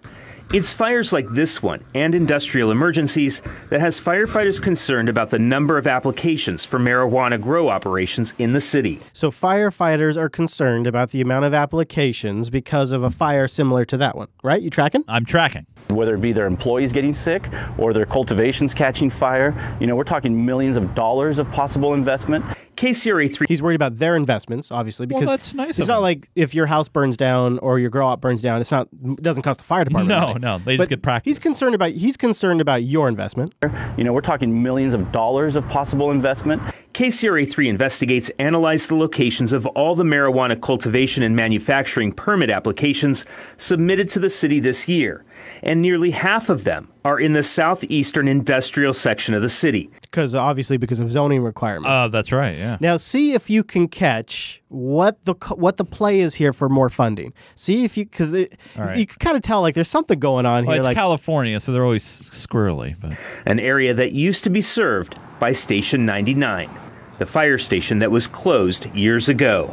There's no doubt about it that the response times are longer, not just fires, but medical emergencies, industrial accidents. Recently, a city study listed the station as one location that could be reopened to lower response times. So it's really about opening up another fire department. First off, it's about city revenue. Yeah. Which, by the way, Seattle is going through some weird crap right now. But that being said, I would figure with these new businesses coming into town that the city would have the additional revenue. But I think the reason why they don't want to open up a fire station is because they don't want it to be coined as, oh, we're opening up a new fire station for the cannabis industry. Maybe. And maybe it's a little politically toxic. I imagine what's happening here is when you see a good thing coming and you see money, you're in government and you see money coming down, you think to yourself, I got to get in on that pot. Yep. That pot money. I got to get on the pot. Because the firefighters, they know. The fire department knows that the city's getting more revenue. Right. They're a bunch of damn heroes. They deserve it. Absolutely. And it's going to make their response time better. It's going to save lives. I mean, how do you argue with that? But to be fair, if there's no lives at risk and you have a big marijuana warehouse fire, you get the hook and ladder truck and then they just... kidding, man. They're like... They're like, I'm sorry, we couldn't save it. Actually, it's funny. I can't drive. This whole piece is predicated on. So far, we are actually literally halfway into the clip, and the whole piece so far is predicated on the concept that more grow operations are going to need more fire protection because of past fires. It would be one thing if we were in a recession and there's no money and we're cutting, but this is strictly a neglect towards public safety. Joe Devlin, the city's chief of cannabis policy and enforcement, said legal permitted growing sites shouldn't be any more of a hazard than other industrial operations, so there shouldn't be an increase in risk solely because of cannabis. That's kind of the thing, right? But what happens is you have groups that will spin it and say, well, there wouldn't be an increased fire danger if we'd have all these plants around. Well, then they say, but then it goes even further. They're actually fairly high-tech spaces. The real safety challenges that we have been experiencing are around the folks that are doing this at home with unpermitted work. Which is actually where the fire that they cited earlier in the piece happened at. It didn't happen at a grow operation. It was a grow room in somebody's apartment? Yeah. In fact, many of the facilities up for review already have industrial fire systems in place and will have routine inspections, including a fire inspection. Because they're a regulated business. Exactly. You're required. Once you take it off the black market and you make it legal, then they're regulated like any other damn businesses that has space like this. Their security plan is going to be reviewed. Their safety plans are going to be reviewed. They're going to receive a fire inspection and building inspection. So, again, we're going to really make sure that these are safe to operate. Devlin says the real dangers come from the illegal operations they're trying to eliminate. Yeah, exactly. That's so great. It's so great. It's fact. Yeah. Yeah. This one. So you have some places where I think it's like Arizona. I might be wrong. So audience, let me know if I'm wrong. But I think in Arizona, I saw Normal put out a fact on Twitter on Friday. So that's why I think it's they seem to know their shit about this. That it's a minimum 4 months in jail if you're caught with cannabis paraphernalia in Arizona. Wow. Yeah. Yeah. Wow. Not to say what happens to you if you're caught with actual pot. So you go from waterboarding. You go from places where they're still figuring out the benefits of legalizing, or places where you could immediately go to jail with minimum sentencing for having a pipe with resin in it, to California, where you now have startups that are just driving weed to your house. Pot of gold. San Francisco is a place where things happen. The city by the bay has always been an early adopter. And that's never been more true than now. Startups flourish here. We want to show you one that amazed even us. Doesn't that shot look weird to you? I like the shot. I know, personally. it's really great. It's a great shot. It's just like they picked a sleepy neighborhood street. It almost looks fake. I know, but it's. By the way, CBS. One thing. It's NBC. But CBS too. I agree. Yeah, they both have great production. On some of very this stuff. good. Very good. They have like these long. We're not going to play all of it. It's in the supporter sync if you want. It's a long. This format. is a 10-minute piece. Yeah. For if you live here, you can get marijuana delivered to your door legally. Wow, it's 10 minutes? In 15 minutes or less. Oh, yeah? My father was a milkman. Oh, really? Yeah. It was all about meeting supply and demand. Don't you need the pot truck? Well, you don't have to pick up the empties. No, I don't. Meet Eric James, a 21st century delivery man. The smartphone on his dashboard tells him where to go and the fastest route to get there. On the busy days, I will have like 4 people stacked up in my queue. Eric is a marijuana delivery man, and he uses software from the company Ease. This is a far cry from meeting somebody in an alley or a dark place to a far cry, yes. Exchange money for your dime bag or whatever it was back in the day. Absolutely. Dime bag, isn't that Coke? Oh boy! I love it when he goes all old on it, like he doesn't know. I can't pretend. What's a dime bag? I wouldn't know. I'm just bringing a few, whatevers. It's good. It's a 10-minute, like I said, it's 10-minute piece. It's worth watching. I don't know. And they go into all kinds of aspects of the story. Not all of it's positive either. So if you want to check it out, fair enough. Supporter Sync, which if I recall, is it's not the minimum level, but it's one notch up over on that Patreon page. Nice. Don't go anywhere either, because big overtime coming up. Huge. We're going to do a little deep dive on a couple of things, a couple of topics that just didn't fit in the main show, a couple extra bony clips, and a couple funny clips too, all coming up in a little bit. But I understand if you just needed your veggies and you got to get out of here, well, we want to leave you with a couple of bits of parting wisdom. Mr. Chase. Yes, Chris. Where can people find you throughout the week? People can, see what I'm doing over on Twitter. Can't be done. I'm still fighting the newness versus newness battle. Oh, really? I still get a few of them every day. Actually, you got the verified Twitter account now, so didn't you kind of win? Is his actual account verified? Have you checked that? Because if it's not, then you won. I think it is. I think it is. Well, then it's but you can follow me on the Twitter at Nunes, Nunes. Oh. I'm the real Nunes on Twitter. Yeah. By the way, Chris, where can people follow you? Well, I mean, I don't know if it can be done. From what I'm told, it can't be done. But if you want to prove me wrong, try it. I mean, I don't know. It can. Then they should prove me wrong. Twitter.com/ChrisLAS. I also was told once that the network has a Twitter account. Did you know that? Yeah. I did not know this. Yeah, at Jupiter Signal. Very the nice. show's live. We'd love to have you here in our chat room. We have a dedicated Unfilter chat room. Go to jupiterbroadcasting.com/calendar to get that converted to your local time. You can participate in the conversation. Thanks again to our patrons. Yes, thank you guys. Love you guys. Thank you so much for supporting us. All right, we'll see you right back here next week.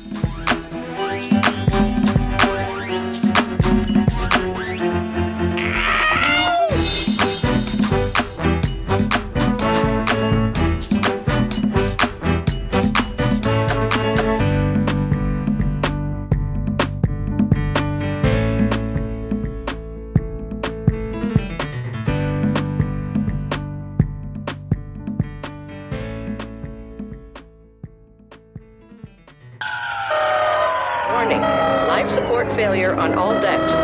Abandoned ship. Level 9 authorization required. It's Overtime, brought to you by our patrons at patreon.com/unfilter. Security authorization accepted.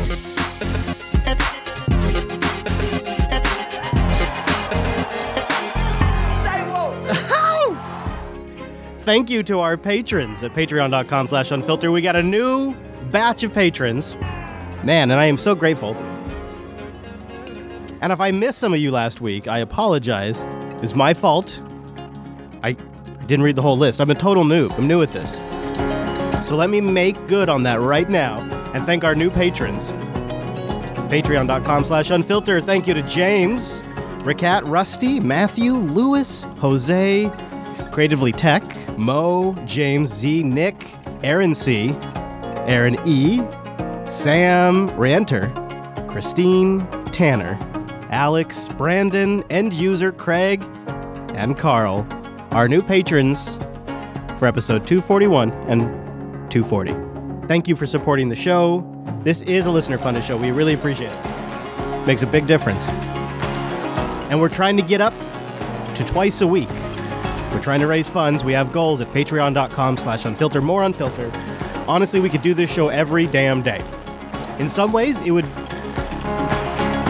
be an intense amount of work, but it'd almost make more sense because there's so much to go through every week, so much that we have to leave on the cutting room floor. And I try to pick up some of that right here in the overtime. That's what we do. We go in depth on new topics. We start up new threads that sometimes work their way into the main show. And we stay on things that don't quite fit with the flow, and sometimes expand on things that didn't fit in the flow. So thank you to our patrons for making the segment possible. I want to start, as always, this overtime, with our Oh Nancy segment.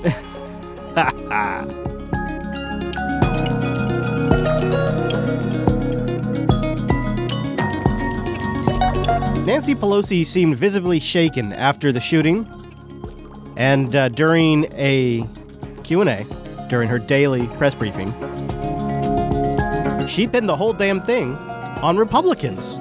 You see, the state of politics is all the Republicans. It's not the Democrats going around yelling Russia, claiming that our president is the Manchurian candidate.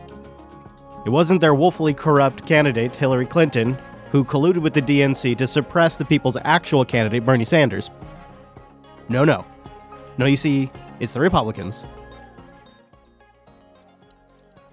And it really all goes back to the 90s in Nancy Pelosi's world. And isn't that funny? It all fits, doesn't it? Of course, Nancy Pelosi, it all goes back to the 90s with her. Maybe somebody should tell Nancy that it takes two to tango. Just to follow up on what Erica asked, this affliction, this course in political behavior, do you see this as equally afflicting the left and the right? And no, of course not. No. I mean, I just outlined a couple of ways that the left are directing the conversation in the political sphere in my introduction of this clip, but Nancy, in her leadership position, she can't see it. I do not. And on whose burden is it to address this and change it? Well, I told you we'll have this conversation another day. She's too upset. She's too upset. She's too emotional, and she can't talk about it right now. But she's going to go ahead and talk about it. But I think any review of the incidences and I told you about my hacked messages. When I hand them over to the Capitol Police, which I wanted them to hand it over to the Secret Service, I don't know what happened to them. But I do know that they were horrible and completely consistent with the calls that had been made to my home. So Nancy Pelosi got a bunch of quote-unquote hacked messages, and what these hacked messages were a bunch of crap mail, it sounds like. There's a couple of different descriptions of it. I'm not really sure. There hasn't been any great reporting on it, but it sounds like she got a whole bunch of nasty emails, dick pics, threats, things like that. All night, all day. I could never have any of my grandchildren ever answer a phone for the foul language that would be there. And so I'm just talking about my own experience. But let's all say, let's examine our conscience. Let's see how we can rid ourselves of our negative attitudes that go to a place that is like this. What is it, Nancy? It didn't used to be this way. Oh. Somewhere in the 90s. Okay. Republicans decided on a politics of personal destruction as they went after the Clintons, and that is the provenance of it. Maybe that was somewhere when the Democratic Party became a bunch of corporatist Democrats. And that's what has continued. But again, She's super upset, guys. I feel as, having a family moment that is very, very serious. And we're talking about things that we can save the discussion for another day. Well, okay. Now, if I ever say something during the Oh Nancy segment that gets you thinking, I got a little piece of advice for you. You can definitely hit that contact form, but why not join us live? It takes quite a bit of effort to pull this show off live. We do all this stuff in line. Every clip, everything you hear, every sound effect. It's all produced live. And we do that so that way if you can make it, you get a great live experience. And we post the full live show over at patreon.com/unfilter. There's often way more stuff. I sometimes have some downtime if Chase runs into traffic and I hang out with the chat room and we talk. I want to encourage you to join our chat room. irc.geekshed.net and then go to #unfilter. Same server that the Jupiter Broadcasting main chat room is on. So if I ever say something that gets you thinking, either in a good way or a bad way, you can voice that opinion in a constructive way in the chat room. We have a bunch of people there that like to share different points of view. And at the end of the day, they managed to do a pretty good job of keeping the flames to a minimum and the conversation pretty good. So thank you to everybody who's able to join us live on this Wednesday. We start around 3:30 Pacific time on a Wednesday, typically. And I sit here and I hang out with the chat room. And then we start overtime, then we have a little bit more time to hang out usually, and then we start the main show. That's a little behind the scenes. And one of the reasons why we developed this show with all of these clips live is so that way you could watch it live in a completely unfiltered experience. Everything's out there, full transparency. And it would have been easier to create a show where we could just say our bits and then drop all the posts in, perfectly edit, all the clips in post, perfectly edited. But where's the fun in that? Where's the spontaneity in that? So join the conversation, irc.geekshed.net, #poundshine, unfiltered.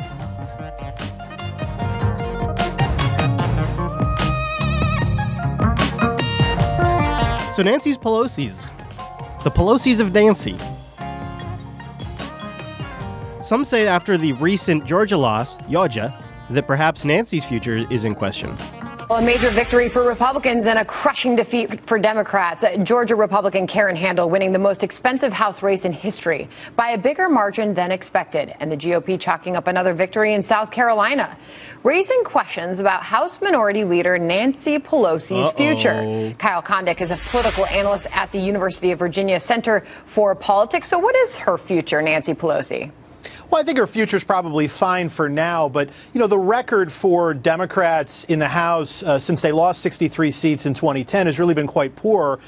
Since that time, they've only netted one additional seat. Wow. I had no idea. I mean, I guess I did, but I didn't until recently have any idea it was that bad. And have been stuck fairly deeply in the minority. And, when the Democratic House Caucus met at the start of the year, they actually had a vote to see who the leader would be. And Representative Tim Ryan of Ohio actually didn't win the leadership, obviously, but got about a third of the vote. And I think there is some grumbling about Pelosi, if only because the electoral record is poor and also because Republicans continue to be able to attack her with a lot of success, I think, in Republican-leaning districts like Georgia 6 decided last night. I mean, the record under Nancy Pelosi is this. Since 2010, 63 seats have been lost for Democrats, and since then, that's a net 1-seat gain. Yikes. Okay, so a reason why I actually played this clip was, well, the numbers are kind of interesting, but I thought it reminded us all why we have the Oh Nancy segment. I don't have the Oh Nancy segment to make fun of Nancy Pelosi, I definitely don't have the Nancy Pelosi segment to make fun of the way she speaks. I don't have it to make fun of Maxine Waters either. I have it here because I think there is systemic rot in the Democratic Party that is causing them to systemically lose votes. And because of that, candidates win by default if they're not a Democrat. And the Democrats have all come to the middle. And meanwhile, the candidates on the right, like Trump, are far right. And Bernie was far left. People are galvanized. People are angry. And when they're angry like this, they vote the extremes. And so when you're middle road, corporatist, bland talking points, you don't sell in this climate. And Nancy Pelosi is that to a T. So is Chuck Schumer. Adam Schiff is that as well. Yeah, and among other things. My point is, there is a problem. There is a rot in the Democratic Party that if they do not resolve, they're going to continue to lose elections. After all of this Russia bullshit, all of this talk, after all of the vitriol after the election, the Democrats still lost. There is a huge problem. In fact, it's not just me that thinks this. Take Michael Bloomberg, who we don't hear from very often, claims to be a Democrat. He's one of these corporatist Democrats. He's maybe the definition of a corporatist Democrat. He thinks Trump's gonna win 2020. Where do you see Democrats now? I mean, I think you gave... They're being pulled to the left. You saw Hillary being pulled to the left. Do they have a message, actually, for 2020? Well, I don't know. I've thought that Hillary never really... I think she would have been a decent president. I said when I talked to the DNC that I had many disagreements with her. But for the president, she would have been decent, and that's fine. That's fine. A decent president's good. It's fine. And I'm not here to endorse her. Let me just say I didn't vote for Donald Trump, who's a very nice guy, but I didn't think is the right person to be president of the United States for a variety of reasons, which I talked about then. But Hillary never got a real message out. And Donald Trump, I always thought one of the reasons he never got a real message beyond don't vote for that guy. It was don't vote for that guy and the gender issue. Whereas Donald had a saying, make America great again. I don't know what again means, but America, that's patriotic. And great, that's a good word. Is he... I'm going to play that again, because you know what, to be honest, if that sounds a little... I guess I shouldn't be surprised, but it sounds patronizing. Whereas Donald had a saying, make America great again. I don't know what again means, but America, that's patriotic. And great, that's a good word. And I thought it's not quite that simple, but we do live in a world of 140 characters, and slogans matter.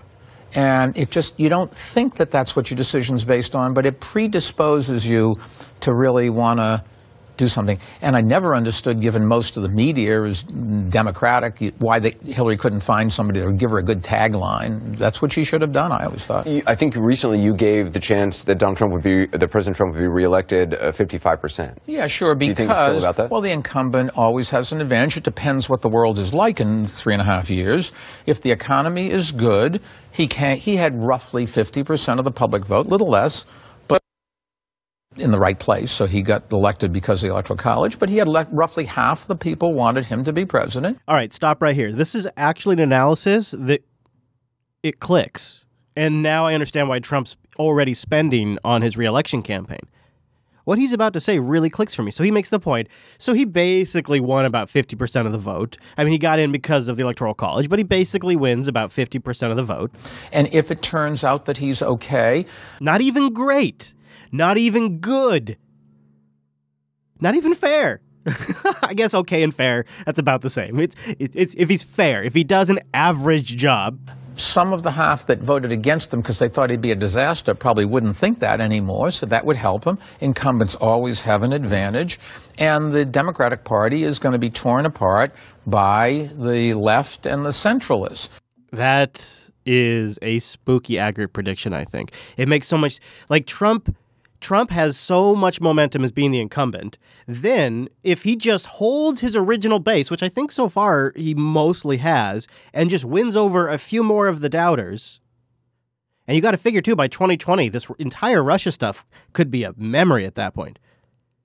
I mean, do you follow this? Like, to me, this seems like this could be astute. Wanted him to be president, and if it turns out that he's okay... Some of the half that voted against him because they thought he'd be a disaster probably wouldn't think that anymore, so that would help him. Incumbents always have an advantage. And the Democratic Party is going to be torn apart by the left and the centralists. Now, the Republican Party is also being torn apart. When he says left and centralists, by the way, I think because he's speaking in such high-level billionaire, like, this is just obviously how the world works. You media types know this because this is obvious. Here in the establishment, we're up in my nice throne. He's saying that the left and the centralists, well, the left would be Bernie Sanders. Maybe Elizabeth Warren, yeah. Okay. But, those type of candidates. And there are others. Maybe Franken's somewhere in that spectrum over there. But so there's a whole list of people, really. You have those folks, and then you have your centrists, like your Pelosi's, your Schumer's, your Schiff's, et cetera, on and on. I hate it when I sit here and rattle off the same names all the time, but I feel like I got to give you some examples. They are going to be at conflict, just inherently, with their belief systems within the Democratic Party. And so the right kind of has their shit more aligned, especially if they're just going to get in behind the incumbent. There's not a lot to argue about there. Because they thought he'd be a disaster, probably wouldn't think that anymore, so that would help him. Incumbents always have an advantage, and the Democratic Party is going to be torn apart by the left and the centralists. Now, the Republican Party is also being torn apart between the centralists and the hard right, but they've rented a candidate, the candidate has rented a party, and they will probably, without much of a fuss, get behind Donald Trump, I would assume, assuming he runs for re-election. Assuming he runs for re-election, I cut a little tight there. The candidate has rented a party, and the party has rented a candidate. I really like the way he talks sometimes. I don't know. It's weird though. Also, it's sort of weird. He talks about how the media is democratic and that all they needed to do to help. Here's what he says. He says Hillary lost the election in part because of Comey, but also because the media never gave her a good slogan. She didn't come up with a message. Trump had that, right? Like you said, Trump had "Make America Great Again," but Hillary, what did he say? Hillary didn't have a message. Other than Cooper, he volunteered in there. He says, well, except for don't vote for the other guy. Yeah, okay, great. Good job, Anderson. Good job. You've been listening. But he's right. Why didn't the media just hand her a slogan? They gave her everything else. Why didn't they give her a slogan? It just boggles the mind. Like, that would have made a big difference if she had a message that she stood for. And I think the key problem now, through all of this, to get away from the election, because I'm just sick of talking about it, stop talking about Hillary for a second. Let's talk about the big problem right now. If there's one big thing, it's Russia, right? There's multiple investigations. James Comey's been fired. Special prosecutor Mueller may be fired. The assistant attorney general, Latuna, whatever, et cetera. All this stuff is going on. I mean, it's just this massive clusterfuck right now of Russia. And it's something that I haven't said for weeks, but this clip gives me the opportunity to get back up on this old soapbox and dust it off and say this. We've got to stop talking about Russia, okay? There is way more important stuff going on. Way more important stuff going on. Like, you want one? How about healthcare? Let's talk about healthcare. But no, it's all Russia, Russia, Russia. All right, let's talk about the Middle East. Let's talk about Syria. Nope, leave that to RT. We've got to talk about Russia. Okay, all right. Well, can we talk about infrastructure? No, what? Russia? Oh, okay. Georgia and places across the South and the Midwest. It's kind of reflective of the conversation we had after the presidential election back in November, which is that the progressive wing of the Democratic Party said we need to be more progressive. And we heard that last night and again this morning from groups like MoveOn.org. The lesson was that John Ossoff was too moderate. Do you think running for office right now in this climate as a Democrat means you ought to be more progressive or more moderate? I think what it means is the Democrats have to be hyper-focused on an economic message that tells people that the Republican Party is all about economic growth for millionaires and billionaires. And the Democratic Party is about economic growth for everybody. If the Democrats get back to that message and they speak on it with unity and whatever candidate best represents that message, they could have a couple of home runs, but they're not doing it. And it's their home field advantage. Was too moderate. Do you think running for office right now in this climate as a Democrat means you ought to be more progressive or more moderate? I think what it means is the Democrats have to be hyper-focused on an economic message. This is Senator Chris Murphy, by the way. That tells people that the Republican Party is all about economic growth for millionaires and billionaires, and the Democratic Party is about economic growth for everybody. And I think Robert Costa is right. The fact that we have spent so much time talking about Russia has been a distraction from what should be the clear contrast between Democrats and the Trump agenda, which is on economics. Or climate or health. You know, when I'm back in Connecticut, I often get on a commuter bus and ride it for just an hour to talk to folks, that frankly don't normally call my office or write my office. And I'll just say they are never talking about issues like Russia. They are not talking, frankly, about what's on cable news at night. They are talking about the same things. Wages. They're talking about education. They're talking about public safety. Senator Murphy, he's got it. Like Admiral Murphy. It is a slam dunk if you stay on point. And there's a core problem. If you ask the corporatist, leftist, rotten Democrats, I'm sorry, not leftist, the corporatist, centralist, rotten Democrats, who's the leader, they're gonna dance around. They're gonna say maybe Nancy, maybe Hillary, maybe Obama, and it's kind of cute. We've played the clips before. They kick it around. If you ask the people, like in polls, like if you ask the people who would be voting, they say Bernie Sanders still. I didn't know if that was true. In fact, I wasn't sure if Bernie was still polling as much weight as he did during the election. So I did some digging around to kind of see what sort of influence or popularity is not the right word. Like, it's power. It is essentially political power. That's really what it is. How much political power has Bernie Sanders retained now that he's an independent, now that the election's a memory? How much political power does he retain? And is the party recognizing it? Everybody was down in Arizona trying to figure out who the leader of the Democratic Party would be moving forward. And that leader was actually in Michigan giving a speech, and his name is Bernie Sanders. The Democratic Party is failing. I think it is time for the Democratic Party to reassess what it stands for and where it wants to go. The soul of the Democratic Party was lost. That Trump didn't win the election. The Democratic Party lost the election. In my view, it is not a question of Trump having won the election. It's a question of Democrats having lost the election. Now, the truth is, Democrats should not be losing to a candidate who insults so many people. The Democratic Party must finally understand which side it is on. That Trump didn't win the election. The Democratic Party lost the election. Well, right now, I was elected for this term as an independent. I'm completing my term, and I certainly will stay as an independent. Completing this term, we'll cross the next bridge when we come to it. Do you consider yourself a Democrat? No. No. I wonder if he could run as an independent now that he tried it once as a Democrat. Traditionally, that's not going to work, but maybe now? What do you think? Leave a comment. Tell me in the chat room, could he run as an independent legitimately? And I'm seriously asking this. I mean, we've watched it now for 2 election cycles in the Unfilter show. You had Jill Stein. You had Gary. I mean, there's lots of people who try to run, but they don't even make it to the debates. Remember how close Gary got? Didn't even make it to the debates, though. So, if Bernie Sanders ran as a third-party candidate, would he even have a snowball's chance? And imagine if he did, the political latitude he would have, the runway he would have not being a Democrat.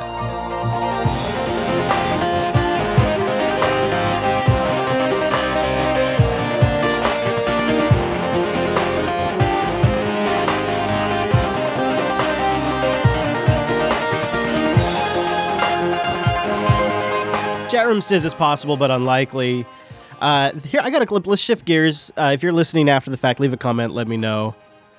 This next one's just kind of interesting. It's a pickup from last week. I didn't play McCain's questions in the Sessions testimony, but it's fun. It's good. And apparently, Russians are getting lost in the flyover states trying to map our cellular networks, according to John McCain. I don't believe so.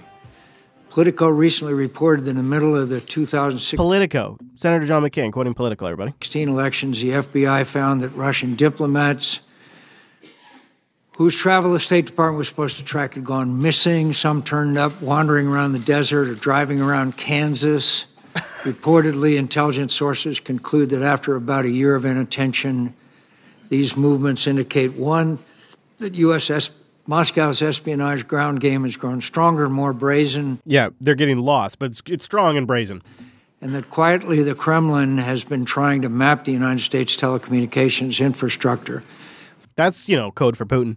That's a fascinating story and something I've noticed now in watching Jez's testimony, testimony, watching Sessions' testimony, watching Comey's testimony, watching the intelligence guys where they did it kind of as a panel testimony. Every single little stupid rumor that the Washington Post has had to correct or that the New York Times has ran with has been asked. It's been fodder for questions.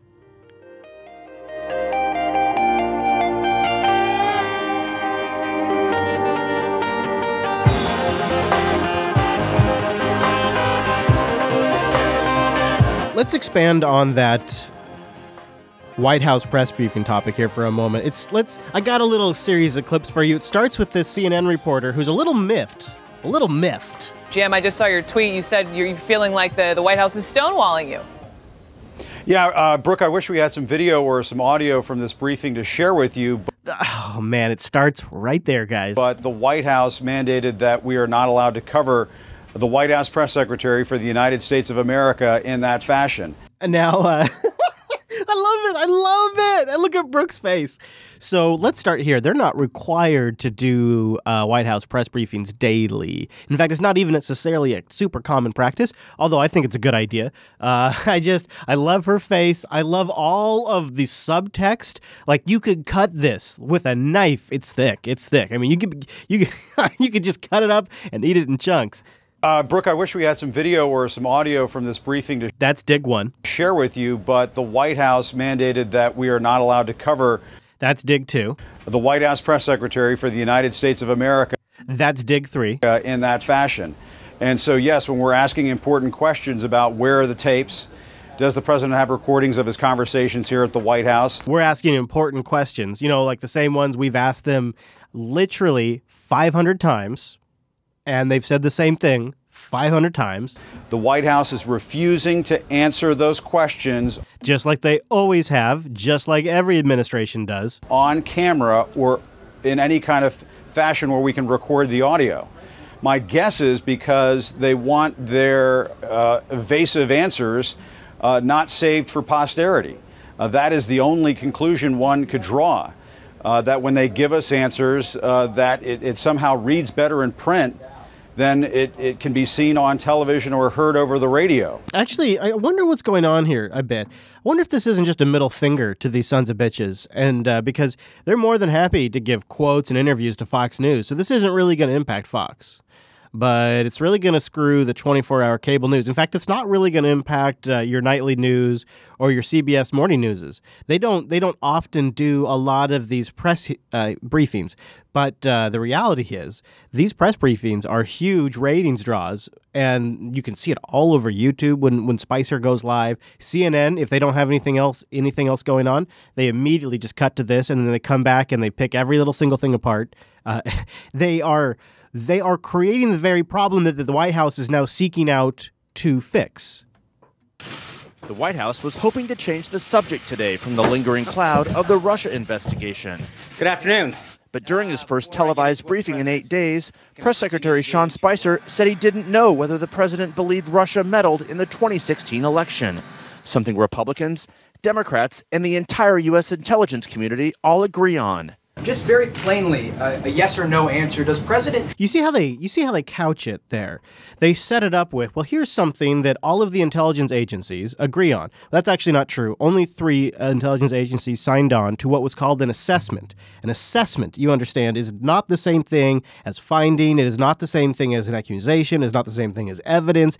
Assessment, and it was 3 agencies, the NSA, the CIA, and the DHS. Well, the DHS was created under the Bush administration to go install body scanners in airports and put the TSA in place. And now, because it's Homeland Security, they're trying to get in on cyber. They're trying to get in on the game because that's where the money is at. So just write the DHS off because it's completely a political organization with no expertise that is simply trying to get more funding so that way they can protect the fucking homeland. It's a bullshit agency. So write DHS off. Well, the CIA, let's go there for a minute. The CIA has been battling Donald Trump since the moment he got into the office and before then. The CIA wanted Hillary Clinton, your good friend, win on CBS, and he sat there, CBS contributor in security analysis, sat there and he told the world that Hillary Clinton was the best candidate for security. Hillary Clinton was the best candidate for going after Assad. Hillary Clinton had the best plan and that Donald Trump would be dangerous. And then once the Russia allegations came up, of course, he was right back on CBS again. These things are concerning, Charlie. These things are concerning, Charlie. The entire CIA responded after the election in leaks, in selective information to Donald Trump. The CIA, for whatever reason, and I would imagine it's because they want the candidate that's going to continue the programs that they're involved in. I mean, the situation in Syria is really a CIA operation. The people there that are assisting the rebels, quote unquote, those are CIA operatives.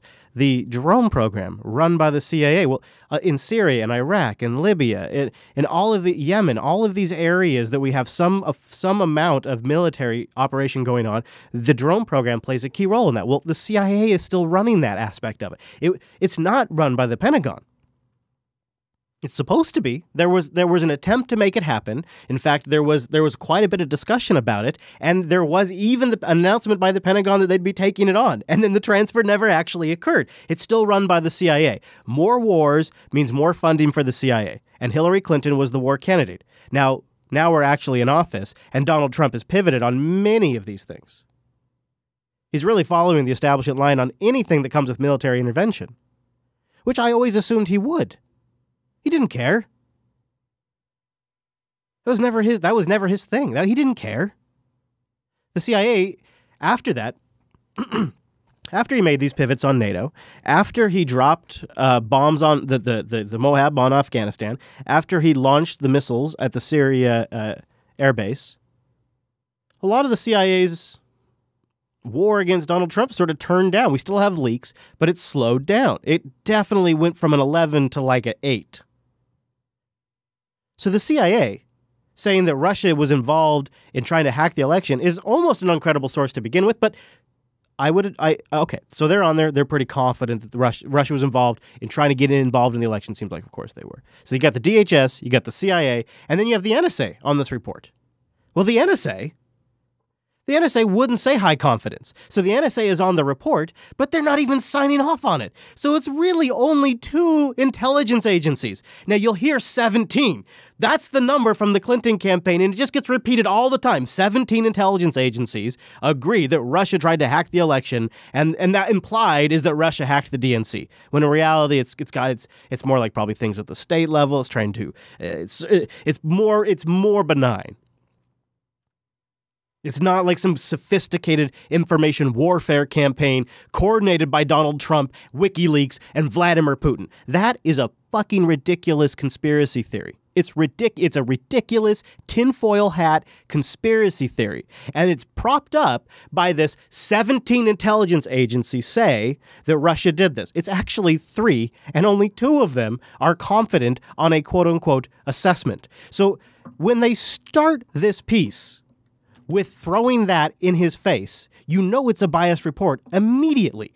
So the White House wants to cut back on press events because CNN and all of the other networks take these press events, cut them up, and then use them to promote messages that are complete shit. And it starts at the very beginning of this clip. This very clip underscores why the White House wants to cut out press briefings. The White House was hoping to change the subject today from the lingering cloud of the Russia investigation. Good afternoon. But during his first televised briefing in 8 days, Press Secretary Sean Spicer said he didn't know whether the president believed Russia meddled in the 2016 election. See, they won't let it up, and they're sick and tired of it. You can only answer the same thing and just fuel the news cycle so many times before you're going to just stop. And here they are doing it when there's nothing. There's literally nothing new. Nothing new has developed this week, and they're still milking this cow. And at some point, they're going to have to turn off the milk. The president believed Russia meddled in the 2016 election, something Republicans, Democrats, and the entire U.S. intelligence community all agree on. Just very plainly, a yes or no answer. Does President Trump believe that the Russian government interfered in the 2016 elections? So here, after 8 days of no press briefing, this is the shit questions. This is the shit that you ask after 8 days. Nothing else has come up. Nothing else? Really? What about all the stuff going on with healthcare? Why don't you ask? It's so frustrating. And if I was Sean Spicer and Donald Trump, I wouldn't want to have these bullshit press conferences anymore either. It's so unproductive. Just very plainly, a yes or no answer. Does President Trump believe that the Russian government interfered in the 2016 elections? I think I have not sat down and talked to him about that specific thing. Obviously, we've been dealing with a lot of other issues today. I'd be glad to touch base. And they've been grilling him now for 2 days. At 1 day. I guess by tomorrow, by the time you're hearing this, it'll be 2 days. Again, Spicer gave the same answer. I've not sat down and asked him about a specific reaction to him, so I'd be glad to touch base and get back to you. Yeah. The president's reluctance to acknowledge Russian interference in the election has confounded his allies and armed his critics. You see how now they have made a story from nothing? You see, there's been no development here. Nothing has happened. There's no new position of the Trump administration. There's not even a tweet, not even a damn tweet. All that has happened is that some piece of shit, slick back reporter, asked Sean Spicer once again about something that they never get an answer to, and now they're using that to conflate the rest of this piece. To acknowledge Russian interference in the election has confounded his allies and armed his critics. I wouldn't hold a press conference either. And so what they're doing instead, remarkably, is they're still holding press conferences. They're just saying no cameras, no audio. And the media knows why. It's because they do this. This is where they get their source material from for their reality television show that they've got everybody hooked on. It's also helped fuel the investigation on Capitol Hill and by a special counsel. Meeting with the president of Ukraine in the Oval Office today, Mr. Trump had strong words for North Korea about the death of Otto Warmbier, the University of Virginia student who died Monday. Now, this arguably should be what the press conference was about. This should be what the takeaway is from the entire press conference and what the new material is. Not for any patriotic reason, not for any propaganda reason, but simply because this is literally the new development out of the White House today. He'd been in a coma after 17 months in North Korean captivity. It's a total disgrace what happened to Otto. That should never, ever be allowed to happen. Mr. Trump implied President Obama was to blame since Warmbier had been detained since January 2016. Frankly, if he were brought home sooner, I think the result would have been a lot different. He should have been brought home that same day. The result would have been a lot different. But what happened to Otto is a disgrace. And I spoke with his family. His family is incredible, what they've gone through. But he should have been brought home a long time ago. A former national security aide to President Obama said at least 10 Americans were released from North Korean custody during the last administration. It's painful that Mr. Warmbier was not among them, but our efforts on his behalf never ceased, even in the waning days of the administration, spokesman Ned Price said. As the White House tries to jumpstart its agenda, a new CBS News poll finds the president's approval rating has fallen 5 points from 2 months ago to 36%, a record low. 57% now disapprove of his presidency. The president gets his lowest marks on his handling of the Russia investigation. Just 28% approve, while 63% say they do not. The biggest Republican priority, repealing and replacing Obamacare, is still under wraps in the Senate. After once championing the House version of the bill, the president lately has been describing it as heartless and mean. The president clearly wants a bill that has heart in it. Senate Democrats are seizing on the president's criticism. Got heart. He wants heart. Yeah, he wants one that's not going to burn him up politically is what he wants. That's what he wants. Let's not kid ourselves, ladies and gentlemen. Let's not. I got to hear that again. That was good. He wants one that has heart in it.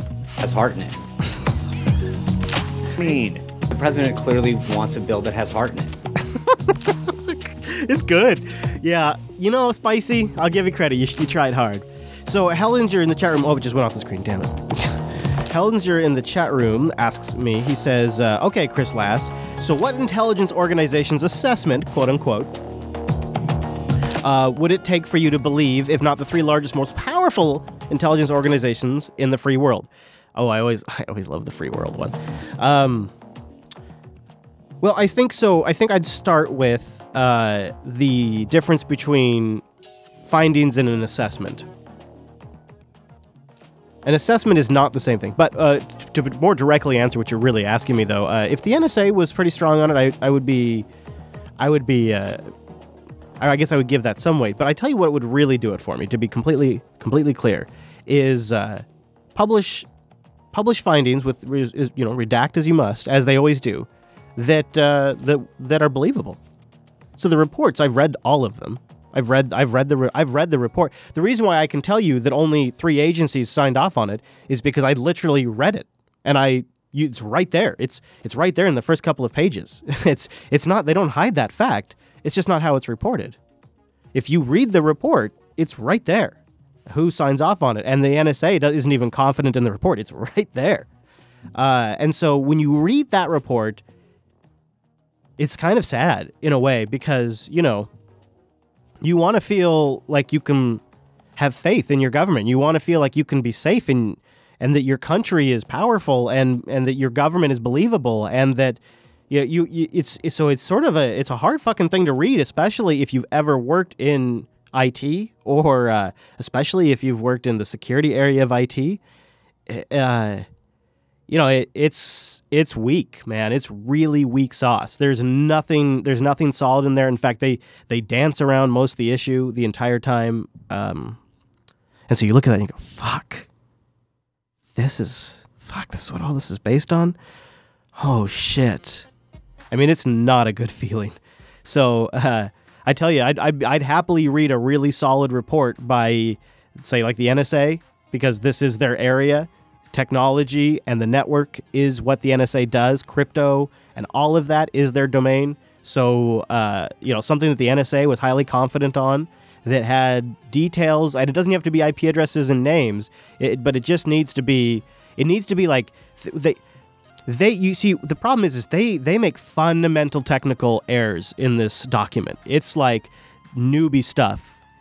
In their technical reports about the attackers, they mix up like executables and URLs and PDFs and binary file. Like, they really fuck shit up in this report.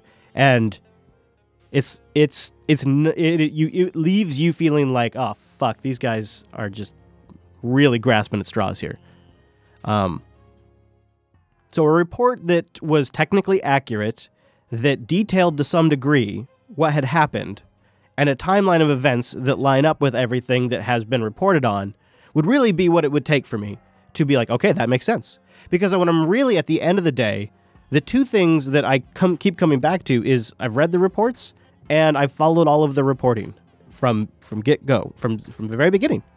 So it's not so the DHS so going back to your question, the DHS I definitely give the least credibility of pretty much any institution, period, in the government. I'm sure there's probably, you could probably point out a few that have less credibility, but I really have little respect for the DHS. I particularly have little respect for Jeff Johnson.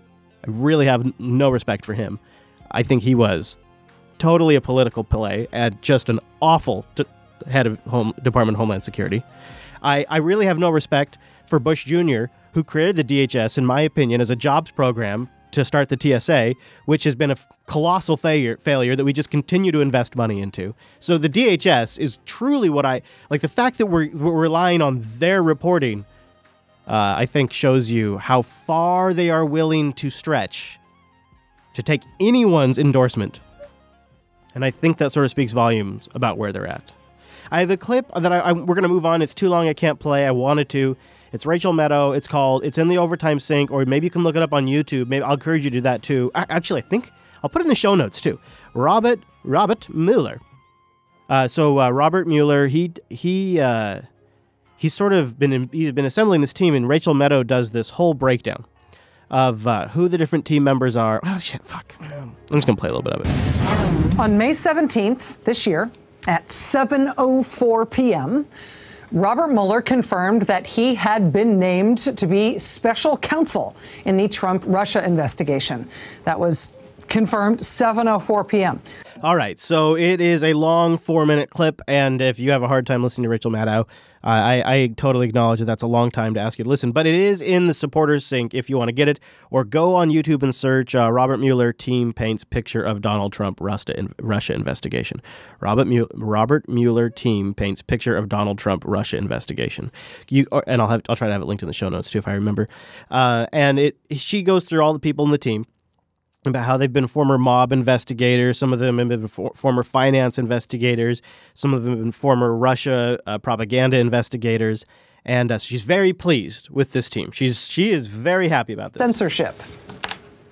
So if you're thinking about the team here, Watergate, mob, money laundering, criminal law, fluency in Russian. Any sense of what Mueller might be working on here?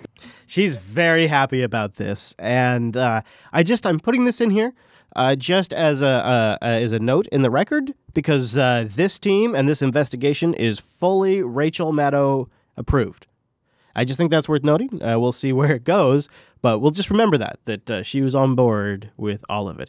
There's some other stories that we should cover, but Mr. Chase is getting close, so my time on the overtime is running out. Let's see. What if I had to pick? This is interesting. Going back to sort of the big story, quote unquote, the one that we like to get distracted by, Russia. There's been some movement on sanctions. And it's interesting the way these sanctions are being positioned, because they specifically do not allow the executive branch to override the sanctions. So it's like locked-in sanctions on Russia. Plans for new U.S. sanctions to be levied against Russia have been met with anger in Germany, as officials say they're intended to hinder a joint Moscow-Europe gas pipeline. Covering that then for us, RT's Jacqueline Vuga. Berlin has joined the wave of criticism over a new U.S. anti-Russia sanctions bill that would involve fines on European companies contributing to joint projects. I regret that the joint approach of Europe and the United States on Russia and sanctions has been undermined and abandoned in this way. Oh! That must not happen. We generally reject sanctions with extraterritorial effects, meaning an impact on third countries. On Thursday, the Senate overwhelmingly approved a bill to expand sanctions targeting Russian industries, but it turns out those measures could end up penalizing European companies. The move has infuriated a number of high-ranking politicians. We cannot accept the US threat to impose sanctions that violate international law and affect European companies involved in the expansion of Europe's energy supply. Europe's energy supply is a matter for Europe and not the United States of America. It's up to us to decide who supplies us with energy and how. I don't think you understand how this program works, actually. Somebody should probably educate him.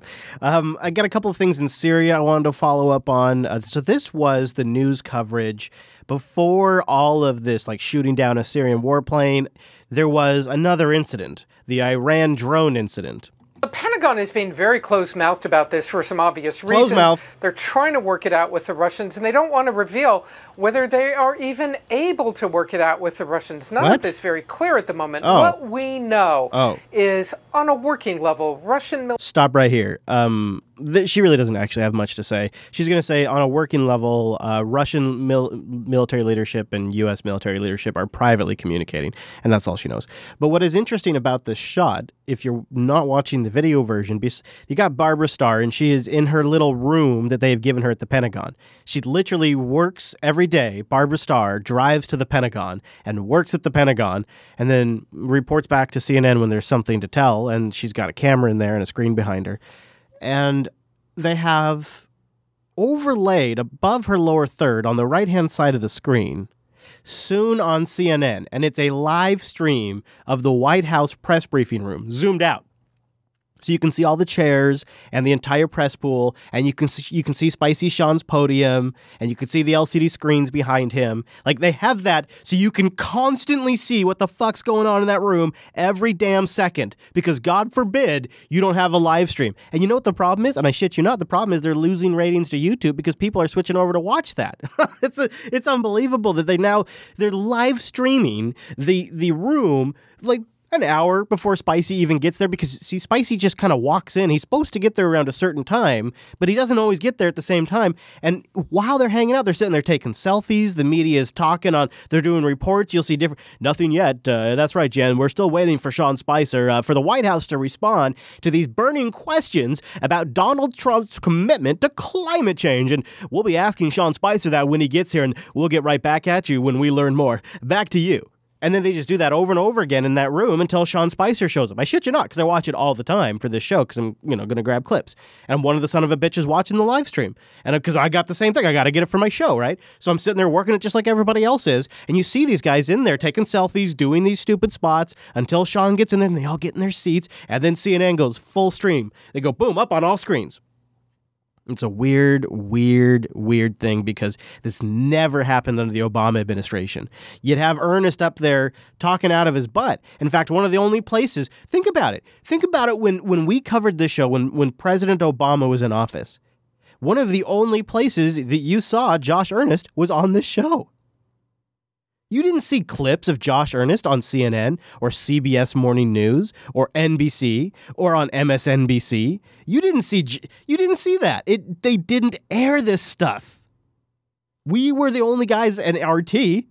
And if you had, like those types of outlets and YouTubers and No Agenda, like that layer of the media was airing Josh Earnest, but not CNN, not Fox News, not MSNBC. It is a total shit show now, and so much too where they have a damn countdown and a live stream.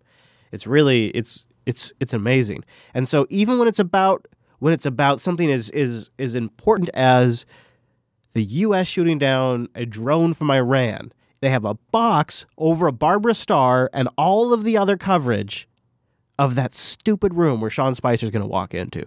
They're obsessed with it. And now we're getting so aggressive in that area that we have a real fucking bad situation developing.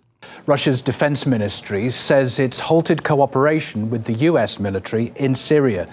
The move comes in response to the downing of a Syrian fighter jet by an American warplane near the ISIL-held city of Raqqa. Our correspondent, Emily Sue, has the details. Now, one thing is when diplomats engage in a war of words, but today's development shows that it's gone far beyond that, with Russia deciding to end the single most important agreement that the U.S. and Russia has signed since Moscow was invited by the Assad regime to join the fight in Syria.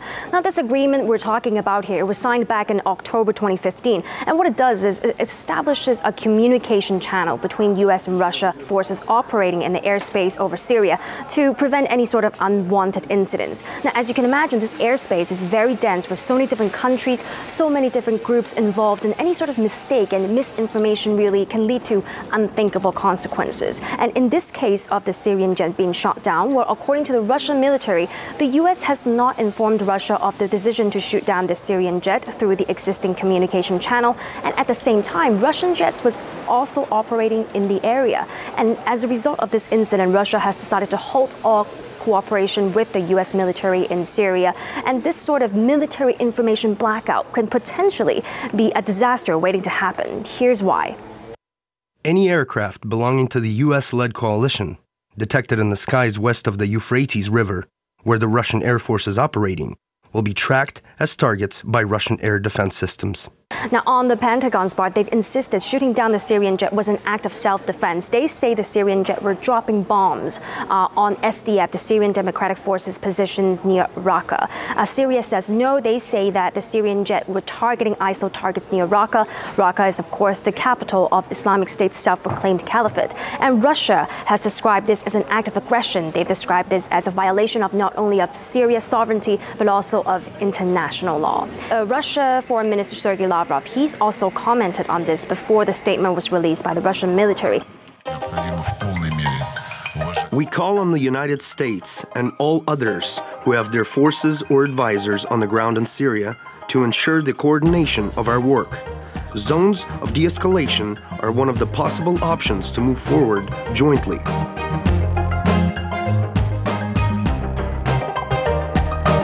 Zones of de-escalation.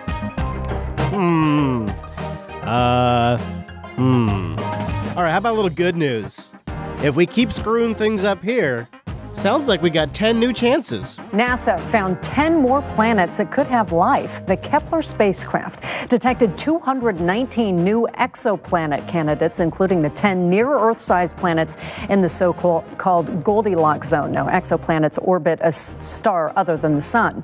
And scientists say for the first time there is at least one planet that almost matches the Earth. The rock is only 30% wider and has an orbit of almost exactly 1 year. So there's always the plan B. And last but not least, it may be a little crazy out there. Politics may be more brutal than ever. But it would seem, even in austerity and isolation, in historic times, love can still blossom. And Pete, I know you. Why don't you read this one, Pete? This is your jam. Hand it over to me. Another love letter from Pamela Anderson to traitor Julian Assange. The Baywitch star titling the letter "Why My Heart Stands with Julian." The Baywatch star writes, "Thinking of Julian makes me wonder What is the sexiest quality in a man? Surely the sexiest qualities in a man are bravery and courage. And Anderson calls on world leaders to petition for WikiLeaks founder's immediate release from the Ecuadorian embassy in London before lashing out at British Prime Minister Theresa May for her handling of the Grenfell fire. She then invites French President Emmanuel Macron to the meeting to discuss Julian's situation. How drunk was that guy? You got to play that back. Listen to that. That guy couldn't get a single word out right. It's probably not booze. It's probably something else known Fox News. All right, guys. Thank you so much for tuning in this week. Hope you enjoyed the show. I'll see you back here. Thanks to our patrons at patreon.com/unfilter. Thanks to our chat room for making the time to carve it out and be here live. We really appreciate that as well. See you right back here next week. Thanks, guys. Eat more pizza.